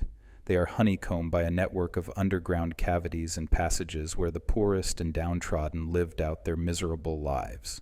The closes, or long staircases and covered walkways, descend on either side. It was the filthiest city in all of medieval Europe, and was given the nickname Old Reekie, a moniker that I felt could still apply on this late spring day. I met the rest of the family at Starbucks across Lawnmarket Street from our apartment. With inspiring views of the conical towers along the iconically curvy Cockburn Street from tall Georgian windows, it was definitely the best Starbucks I'd ever been in. After being sufficiently caffeinated, we casually walked north toward the castle, seeing all of the greatest hits along the way. I lingered contemplatively at the statue of Adam Smith, with the Cathedral of St. Giles providing a dramatic backdrop. We ducked into the unusual 12th century cathedral with its crown-shaped steeple and primeval dark Gothic interior. I took some photos of the historic Deacon Brodie's Tavern, but we were still too full from Starbucks to break for an early lunch. We studied the old medieval tenement houses that line the street, one of which Robert Burns lived in 1786. We toured the Writers' Museum down the covered lady stairs close, and I got ceremonial souvenir photos of the attractive building. The closer we got to the castle, the thicker the tourist crowds grew. When it became nearly shoulder-to-shoulder navigating, Amanda made a rapid evacuation in a near-panicked state. We descended the hill without haste. I knew there was a park below the castle and thought this would be the perfect place to retreat. We had castle tickets for later in the afternoon, and we'd have to make another attempt at braving the oppressive crowds. The views of the castle from the Princess Street gardens below the cliffs are stirring and postcard-worthy. While the twins played at the park playground, I visited all of the photography spots I had pinned on my map: the parish church of St. Cuthbert and its cemetery, the flamboyant Ross fountain, the cute gardener's cottage, and the spooky steps by the abandoned public toilets. The park was beautiful and run down. We continued, circling around the base of the castle, and ascended the hill on the north side. I had starred a self-proclaimed gourmet mashed potato restaurant on my map, and I knew we must go as Gianna had been craving mashed potatoes for days. I kept it as much of a surprise as possible and relished her joyous reaction. And lunch was a huge success, scratching that itch deep. I even ordered a haggis for sharing. The twins loved it, and Gianna ate most of it. I enjoyed my first haggis as well. It was like hamburger with a hint of organy essence. Edinburgh Castle looks as cool in real life as it does in pictures. In the front, there's a strange esplanade where they erect an enormous temporary grandstand, presumably for tourist shows in the summer. It's extremely unattractive, and I'd be interested in hearing the arguments for its value as it severs the link between the city and castle and detracts from the overall experience. The castle entrance is poignant with its formidable ramparts and relatively modest gate, and is flanked by statues of the historical giants William Wallace and Robert the Bruce. There's little rhyme or reason to the castle, as it's been built and rebuilt many times over the centuries. Its many levels and randomized layout make it an attractive structure and a joy to explore. And while it's mostly just a shell with almost nothing to see except the Scottish crown jewels, which are worth the price of admission alone, in the end, the castle is best enjoyed as a dramatic and sinister backdrop from the variety of vantage points all over the city. We casually walked back down the Royal Mile and did some light souvenir shopping. This time there were fewer tourists, but the experience was still less than pleasant. With such great weather, we looked for a pub with outdoor seating, but had no luck as the options were few. It makes me wonder if patio weather is rare. We had drinks and food at the Mitre Bar near our apartment, and we relaxed in the comfortable pub before our ghost tour at 7:45. The ghost tour was about what anyone would expect. It was hosted by the city of Edinburgh, which helped ease my perpetual suspicions of getting swindled. A young man clad in full Scottish regalia, who looked and sounded fit for a supporting role in Braveheart, clinked his wooden staff on the cobblestones and quipped history, horror stories, and dad jokes as he led us, Pied Piper style, all over the city. The twins were particularly enamored by his aura and crowded far too close to hear his stories. At each stop, he shooed them away like stray cats. Once the guide got his revenge, using Bobby as a perfectly involuntary volunteer, stating that he must pick on the redhead. In his heavy Scottish accent, Bobby came out as Barbie, to Lydia's uproarious delight.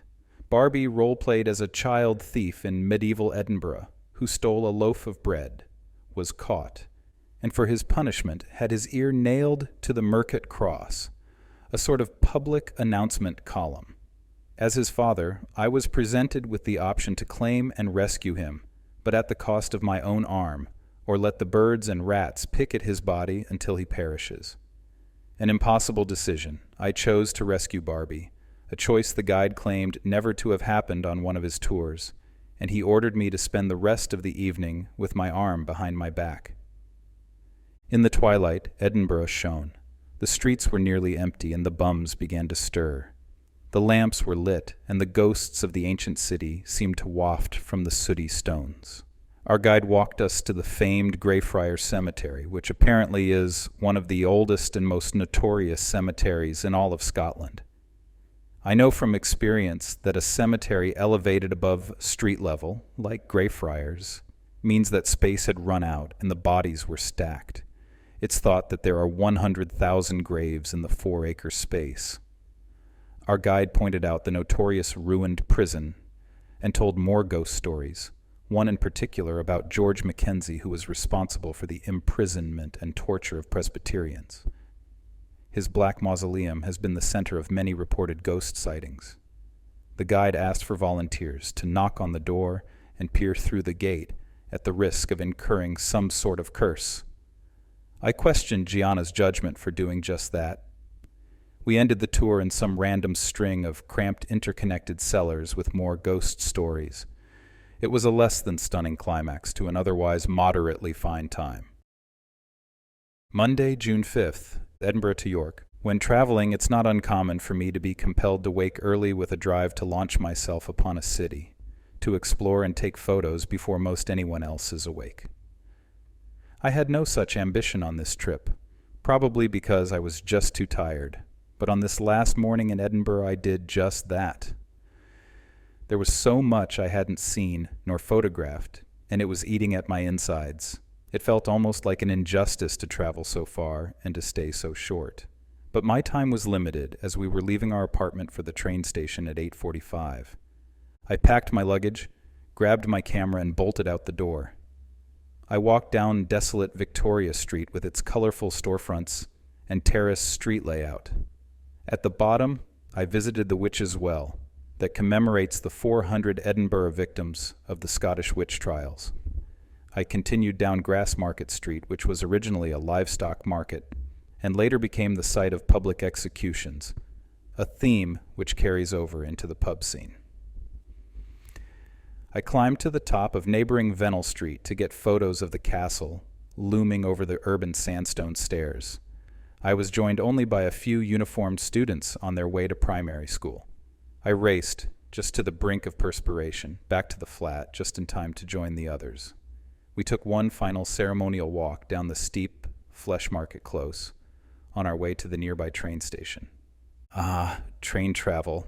I've always loved train travel, even going way back to the old-school communist trains of the Eastern Bloc. It's not about comfort, as those trains were more like riding an old wooden roller coaster, bouncing and jerking side to side on the hard, straight seats.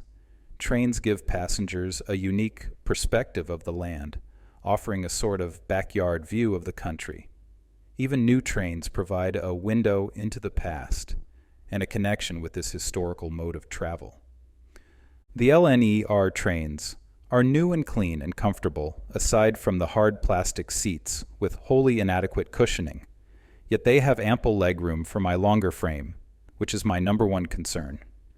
The kids and I sat in 4-person facing seats, and Amanda sat in 2 facing seats with an elderly lady with a miniature schnauzer in her lap.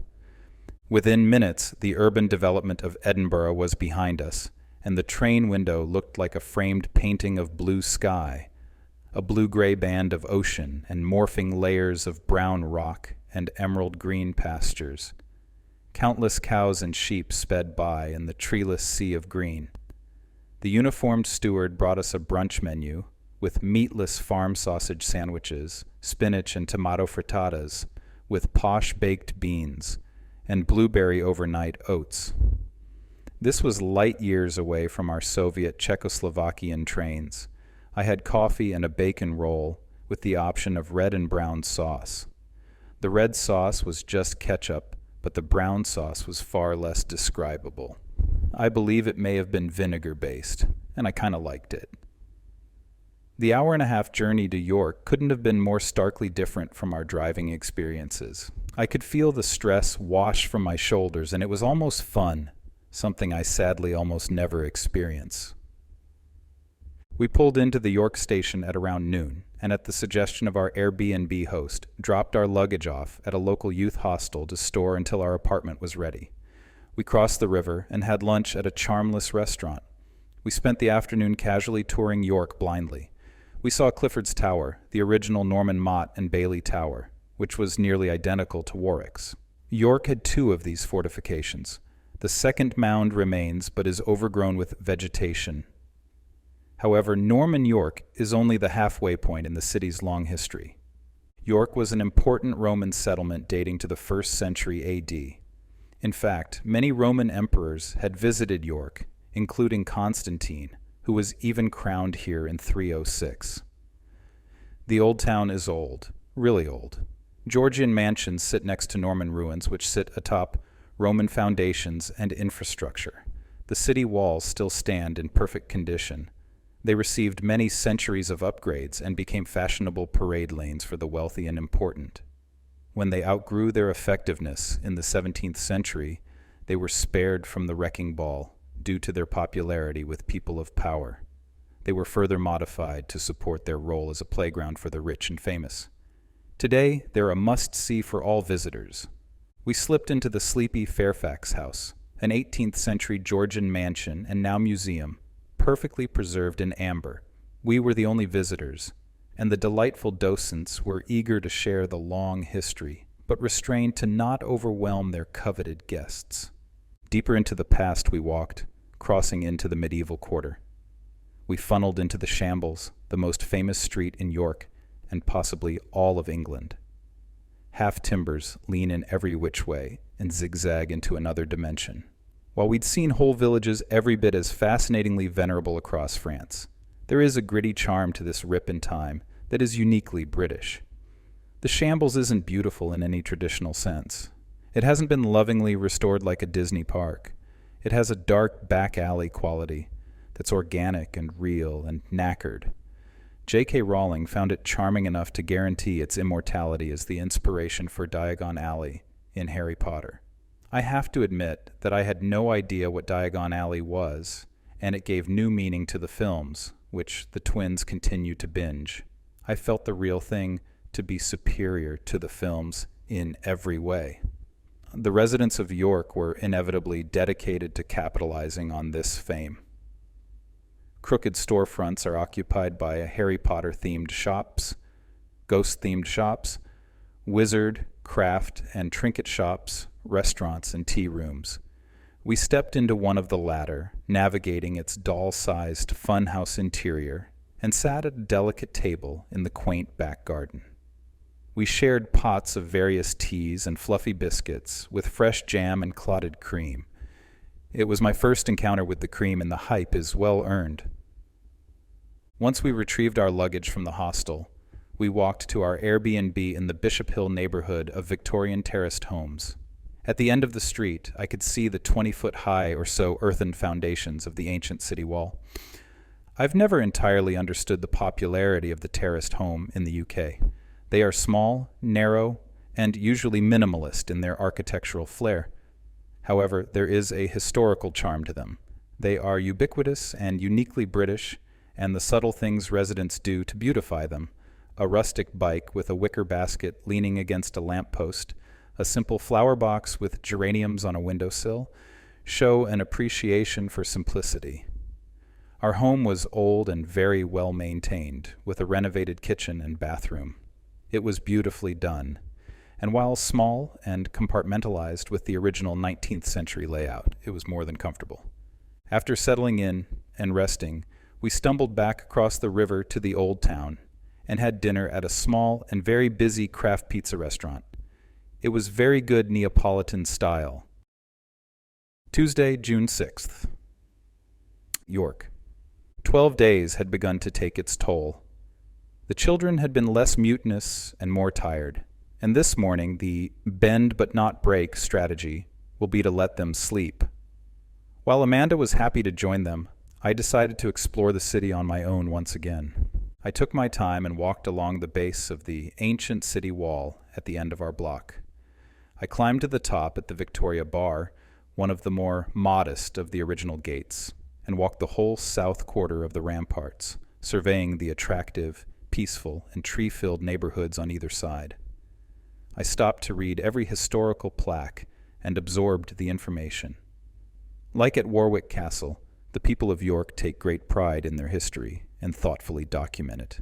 I descended the Bale Hill, the original ruined bailey that's now overgrown with wild vegetation, and crossed the river to take photographs of a York topiary with Clifford's Tower, the other original bailey in the background.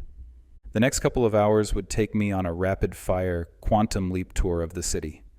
I would see Georgian architecture aplenty, a medieval tavern named Roman Bath, with just that in the basement, medieval streets, with curiously descriptive names like Swinegate, Stonegate, Church Street, and Grape Lane, each with their own unique story.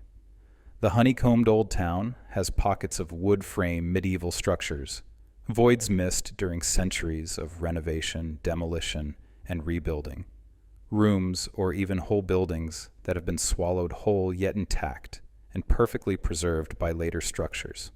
In this relatively early morning, the vagrants slumbered on benches and in front of closed storefronts and on the ground next to velvet rope queues of tourists waiting for the formal tea room of Betty's to open. Stonegate Lane, one of the city's most historic passages, is lined with walls of medieval buildings that have changed little over the centuries. It abruptly and quite spectacularly dead ends into the massive York Minster. It towers above all else in the congested, tangled city and provides a magnificent backdrop from nearly every vantage point. I walked north beyond the Minster, past a charming pub called the Fat Badger, and through the Bootham Bar, another of the original gates.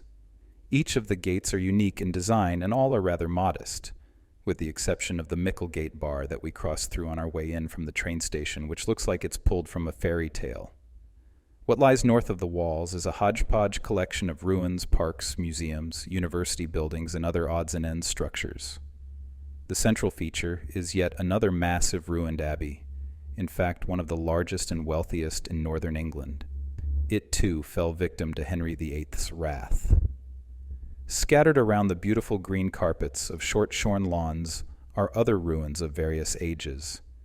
The most notable are the large crumbling original Roman wall and round corner tower, and an attractive ruined medieval hospital. As I walked back toward the Minster with its tall towers guiding me at the end of the street, a sign that read, Antique Center, on a large red brick Georgian building caught my eye. I had always had fantasies of finding treasure hoards in overstuffed antique warehouses. This store was exactly the kind I had imagined. It looked like it had been around nearly as long as some of its wares, and it was stacked to the brim. There was a jewelry room, a silver room, and an archaeology room with artifacts that came out of the ground from all eras and all places. Anglo-Saxon belt buckles, Iron Age Greek brooches, iron Celtic knives, Chinese terracotta bowls, ceramic Roman figurines, Magna Graecia pottery, and on and on. In the back were rooms wonderfully overflowing with kitsch from the last century that was a feast for the eyes. But I was interested in the large display of Roman coins. After a pretty short time, I was walking out with a circa 1177 Hadrian silver denarius. The condition of the coin was pretty good, all things considered, and the emperor's face could quite clearly be seen, right down to his curly beard, and for that condition I was willing to pay the £185.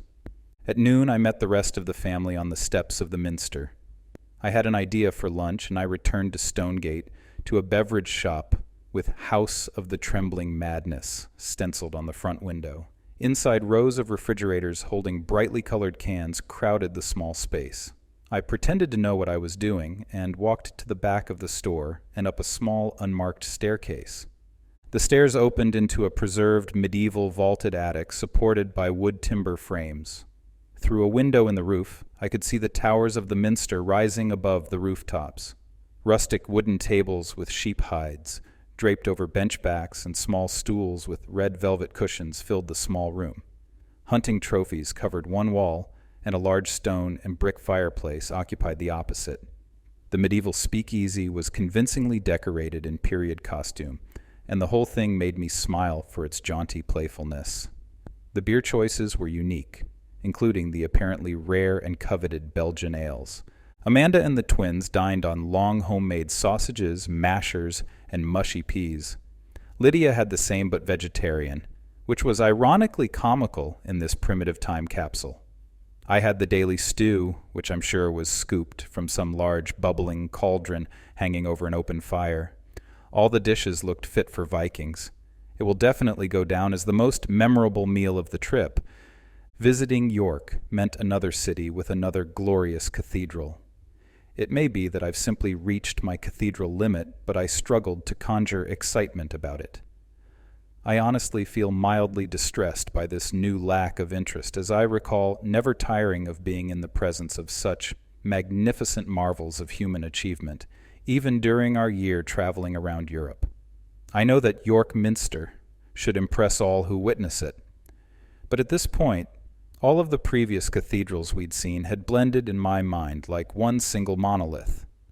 But York Minster did have some unique separating bits, like the harmonious chapter house, a dizzying octagonal stone tent with impressively intricate masonry work. The minster is also quite a large structure, and it probably feels larger than it is when juxtaposed with the modest and remarkably little changed surrounding medieval village. It's easy to appreciate just how awe-inspiring it would have been 700 years ago.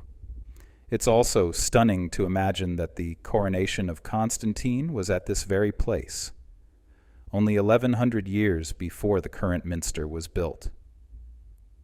Navigating to the east, beyond the memorial statue of Constantine, we snaked through a sleepy neighborhood. I could imagine it was dedicated to servicing the minster, but now houses boutique hotels.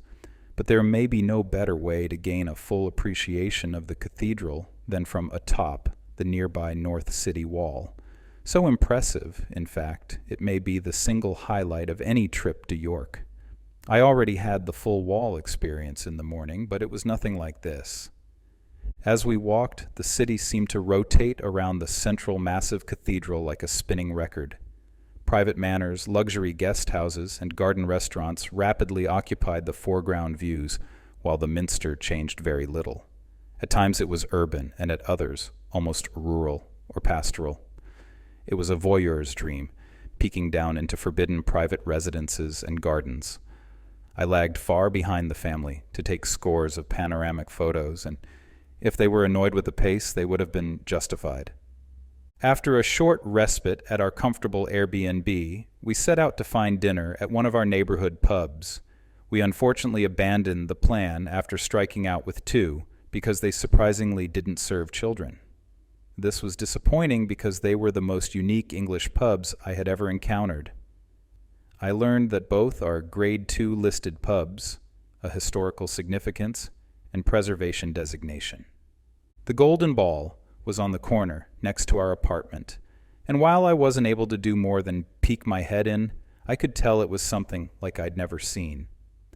The Ackhorn was a few blocks to the north on a very narrow street, and has been in operation since 1850. It didn't look like a pub. To me, it more resembled a centuries-old roadhouse inn catering to weary travelers passing through town like you'd see in an old period film. It had low ceilings, exposed wood beams, and brick walls, large windows with stained glass accents, and cozy studded leather and upholstered furniture. There were tall-backed church pew-style booths and small round tables and short stools with curly Victorian cast-iron legs. The side room had a very old fireplace that held an old cast-iron stove. A small chalkboard above the bar read, "Sorry, no Wi-Fi. Talk to each other and get drunk." The Ackhorn would have fit in well in the Old West with its rustic wooden bar, original plank floors, panel walls, and Victorian stylings. It was really old, quaint and abused, yet marvelously well-maintained and clean. No one batted an eye when we walked in, and it was difficult to even get anyone's attention. I even wondered if anyone would notice the children and bother to kick us out. I had the impression that the gentleman behind the bar was just another one of the guests, and it felt like we had wandered into someone's living room. While it would have been nice to stay for a pint, I took my time to study and absorb the atmosphere before moving on. Unfortunately, we were forced back to the river and a good enough restaurant. But we had a marvelous view from our second-floor table looking out across the river at the wonderful gentrified warehouses on the other side. It was already 8 p.m., and they had to reopen the kitchen for us. What's the harm in another fish and chips? Wednesday, June 7th. York to London. I awoke a tad anxious, apparently for the day of travel ahead, which is rather remarkable, as it's literally the least stressful day of travel of the whole trip, and I've had almost no abnormal anxiety thus far. But I know that I subconsciously suppress stress symptoms only to see them bubble up at a later time when stress levels are low. Again, I had the ambition to go out early while everyone else slept. I returned to the shambles to see if I could somehow capture its essence while the city slumbered. It's a very difficult task. York is just so overwhelming, even when the streets are quiet and void of human activity in the early morning. I would hold secret regrets every time I would see a successful photo of York that captured that essence. If I had only crossed the street, I thought, or backed up 10 feet, or slightly shifted my perspective in the most trivial way, I could have also brought the city to life. There were 3 framed photographs hanging in our apartment that captivated me every time I walked by. They were simple photographs, possibly snapped by the owner, one of the shambles and one of the minster, from a vantage I never did locate, and a detail of the Micklegate. But they were beautifully composed and elicited a wealth of emotions. They are probably the reason I was motivated to go out one last time. We were at the station early, and I paced nervously, even though I had no fears or worries. I tried to subdue the jitters by thinking of the calming, gently rocking sub-2-hour train ride. Had we been driving, it would have taken more than 4 long hours. A couple of bacon sandwiches later, we were pulling into King's Cross Station. The platforms of the vast station were teeming. People darted in every direction. We formed a human chain, grabbing the bag of the person in front to avoid separation. But Amanda was panicked and determined to make a quick exit. I tried calling to her. "Mandy, the Harry Potter platform." But it was no use, she couldn't hear me. We scrambled just to keep up. I only kinda knew what the attraction was, but Gianna had talked about it a handful of times. She was disappointed, but only mildly, and would be sure to occasionally remind us how we had dropped the ball. We took the tube to our Buckingham Airbnb. It turned out to be in a lovely complex around a secluded courtyard called Victoria Square. This contrasted greatly with the chaotic city street at the front of the building. Luxury cars were parked streetside all along the tiny square, confirming the affluence of our temporary home. The apartment was a thigh-burning 5th-floor walk-up with no sign of any neighbors. Surprisingly, it was the largest apartment of the trip, with spacious rooms flanking a wide central hall. Not unlike Broadway, it was all white, with no character-giving decorations. It was well kept and clean, and all of us were thrilled. This was my first time in London. I was consciously aware of it. There's only one first for everything, and I wanted to dutifully evaluate the experience and cross-reference it with my expectations. Unfortunately, my first impressions of London were not overly positive. London looked like any large modern Western city, only kinda swollen and chunky like its building blocks are just a bit larger. There are some historic pockets, a fair amount of monuments, and buildings scattered about, but most of London was lost in the Blitz. It was rebuilt out of desperation and necessity in a period of architectural transition. Unfortunately, the results are not cohesive nor inspirational. All old cities rebuild over time. Wood is replaced with stone, which is replaced with brick, which is replaced with steel. It all just depends on when and by whom. Paris, for instance, was entirely rebuilt in the mid-19th century with a very specific architectural design and finely crafted city plan by an all-powerful despot. It may be the best example of beautiful, cohesive city planning in the world. Berlin was destroyed under identical circumstances as London. However, their strife persisted for 40 more years with utterly disastrous results. New York, Boston, and Chicago, cities many centuries younger, have as much or even more historic charm.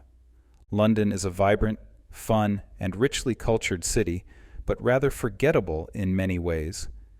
We took only the most brief rest, and were energized to see the city.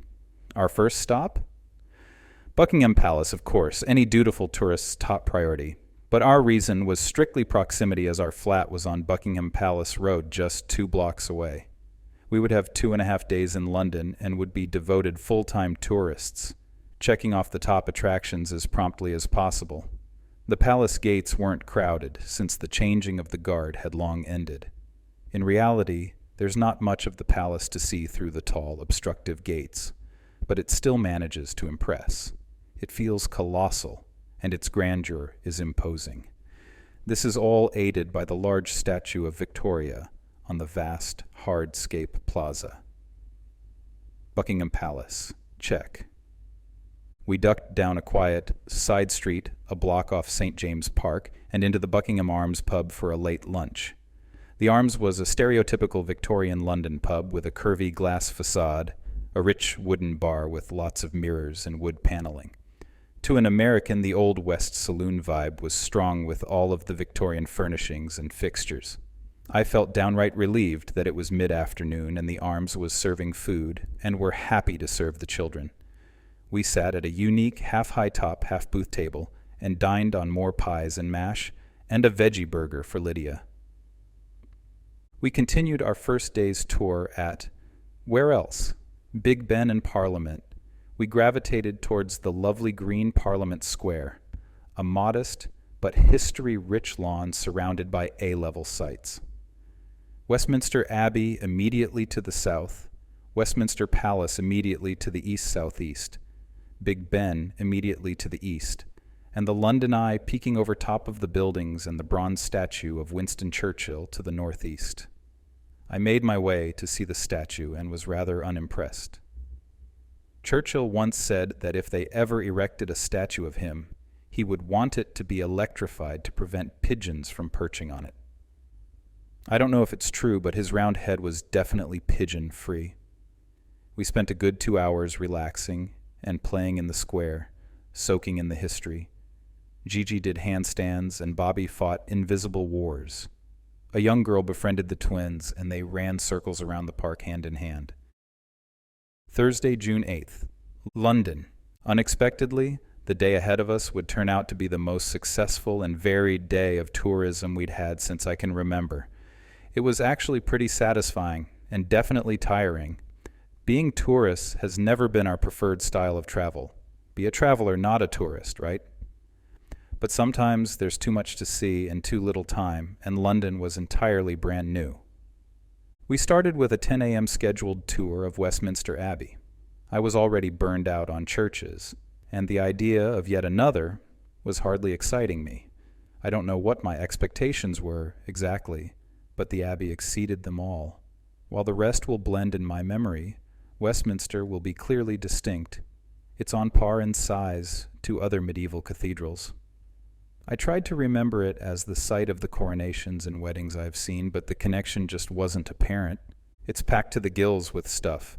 Statues and tombs mostly, like a dumping ground of 1,000 years of British history, and they were running dangerously low on space. The roster of Who's Who permanent residents is mind-blowing. Queen Elizabeth I and Queen Mary of Scots, Isaac Newton, Charles Darwin, and Stephen Hawking. Dickens, Chaucer, Browning, Tennyson, Kipling, and Handel, and on and on. And those are just the top 1% of countless other kings and nobles and important figures. I hadn't been prepared to be so overwhelmed. It was an assault on the eyes. The popularity of the Abbey, combined with the number of tombs and off-limits areas, means there's very little space to navigate. Visitors were forced into a designated one-way route. I was separated from the rest of the family, and it was so tight I often was pinched and squeezed between other bodies and hard marble. I'm surprised Amanda made it through. It took a good hour and a half to navigate the entire route, and we still didn't see every tomb. I was able to take photos the entire time, though I was accosted by security when I took video on my phone of the Poets' Corner. We took our time crossing the river via Westminster Bridge. The Brits are terribly unimaginative at naming things, and stopped frequently to take in the grandiose views and take lots of huge panoramic photos. Pedestrians and traffic clogged the bridge along the whole of the expanse. Newlyweds stood beside an idle cement truck, waiting for a break in traffic to have their wedding photos taken. I can't imagine it ever happened. I was reminded of the terrorist attack that occurred here some years earlier. He drove a speeding car west across the bridge, striking many pedestrians, and crashed into Parliament and killed a police officer with a knife. I can't even imagine how chaotic that would have been, as I looked at the busy bridge. Today, robust bollards separate the sidewalks from the road. We ducked into the London Marriott restaurant for a rest and refreshments. I love crashing luxury hotels and pretending I'm one of their distinguished guests. There were wonderful views of Parliament across the Thames and of the Eye to the north. We had a little time to kill before our 1 p.m. London Eye reservation. The twins played at the adjacent Jubilee Garden playground, while Amanda and Lydia chatted and watched from a nearby bench. I wandered, getting some great photos of the garden, Thames, Eye, and Parliament, and worked through the nerves of the looming Eye ride. The whole idea of being suspended 450 feet above London, trapped in a glass egg for 30 minutes with a bunch of strangers, and no bathroom and no exit is not in my comfort zone. We were fast-tracked to the front of the long line for a fee, which prevented any additional time to contemplate my ever-growing apprehension. In the end, I quite enjoyed myself. There was plenty of space to move about to limit claustrophobic feelings.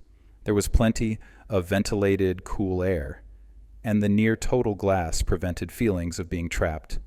The views were nice, though it didn't really aid in the sense of place in such a sprawling city. The broad, parabolic curves of the Thames are disorienting. There's not a straight stretch, and identifying direction is impossible for a newcomer like me. We could see many landmarks like Parliament and Buckingham Palace, but as we went higher, they turned into tiny miniatures and at times were barely recognizable. I could briefly see St. Paul's Cathedral, but the Tower of London and Tower Bridge were just too far away. A very nice elderly Indian photographer befriended me as he was interested in my Fuji camera, and we chatted through the language barrier for a good portion of the ride. Once safely back on the ground, we traveled back across the river and made the walk from Parliament Square to Trafalgar Square by way of Whitehall. This is the most historic walk in London. It connects the original Roman city of Londinium and the village of Westminster that rose around the Abbey. The Palace of Whitehall connected the two cities. It was the largest in Europe and spanned nearly the entire distance. Henry VIII moved his court here and died here. It was the official royal residence from 1503 until it burned down in 1698. All that survives is the banquet hall. Whitehall forms the coronation route, connecting Westminster Abbey to a sharp elbow at Trafalgar Square to the Mall, which ends in Buckingham Palace. The Mall is grandiose and bordered by green St. James Park. While the history of Whitehall is deep, and there are many notable points of interest like Downing Street, the Horse Guards Parade, and a couple monuments, it is a rather unremarkable stretch of road. In fact, I doubt any of the family recognized it as anything more than just another street. The mighty spoke-wheeled Trafalgar Square is less impressive yet. Its importance seems to hinge on location alone, like a great convergence of powerful rivers. It's an ugly, vacuous void of concrete that overshadows the few large landmarks that call it home. It reminded me a bit of Place de la Concorde in Paris, and I didn't even take one photo. We quickly moved through to find lunch, and in a country of uninspired food, we were more than happy to stop at a generic, nameless restaurant with pizzeria in the title.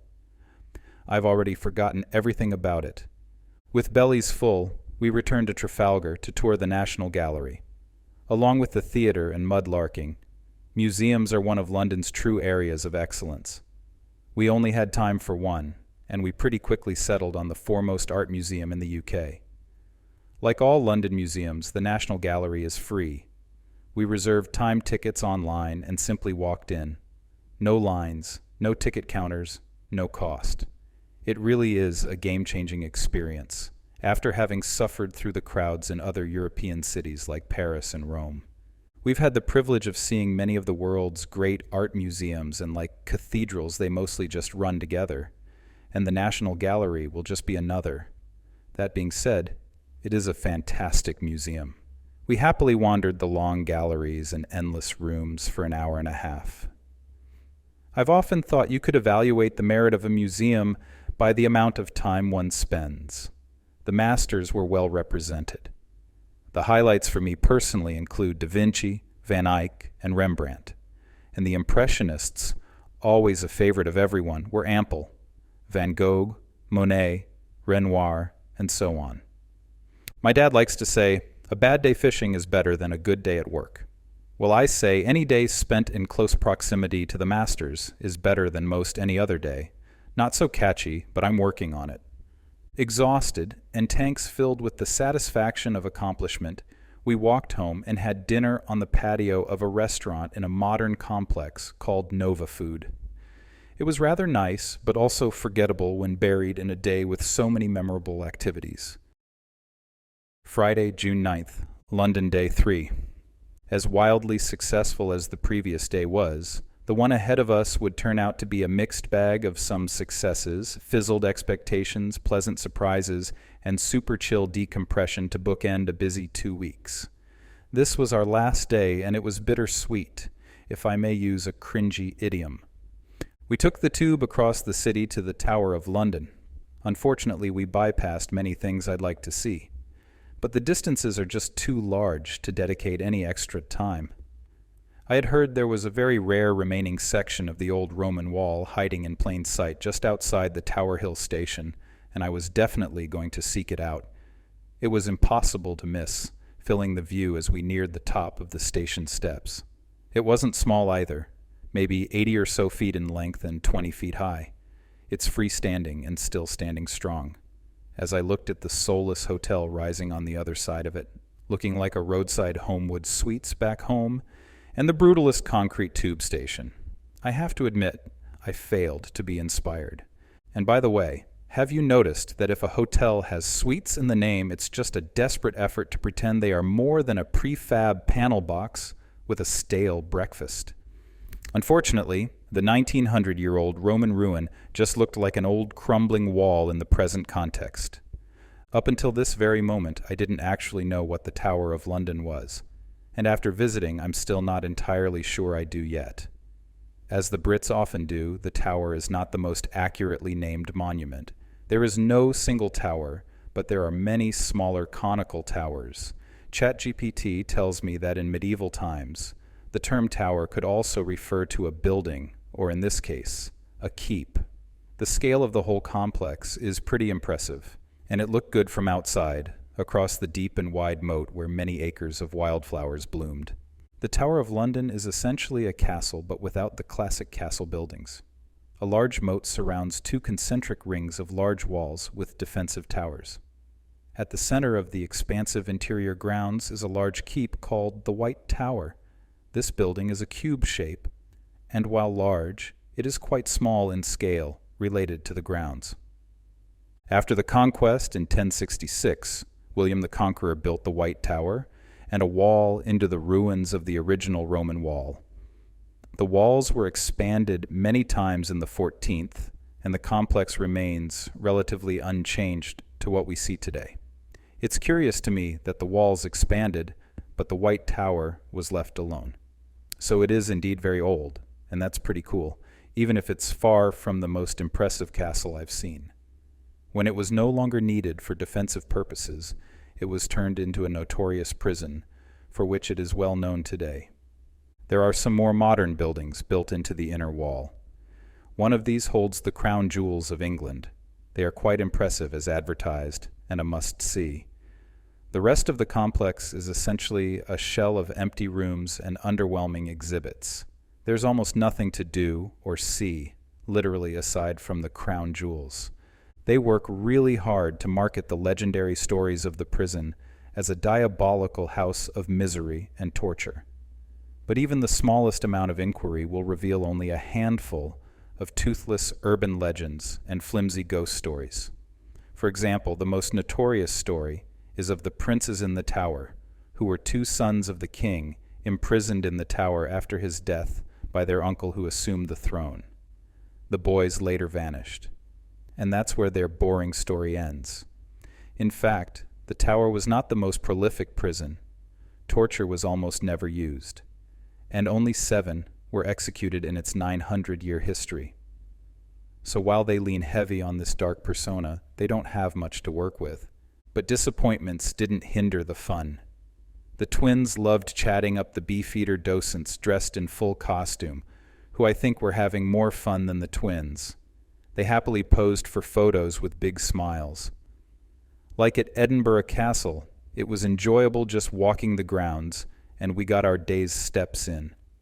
We rested briefly on a bench along the river and enjoyed iconic views of Tower Bridge. Amanda had been thinking about lunch and had us on the move, north, deeper into the city. While it wasn't far, I was feeling unsettled the farther we traveled into a part of the city that had zero interest for tourists like us. She walked into the basement of a nondescript modern building, down an ugly alley, and into a strange midnight in Paris like Time Warp.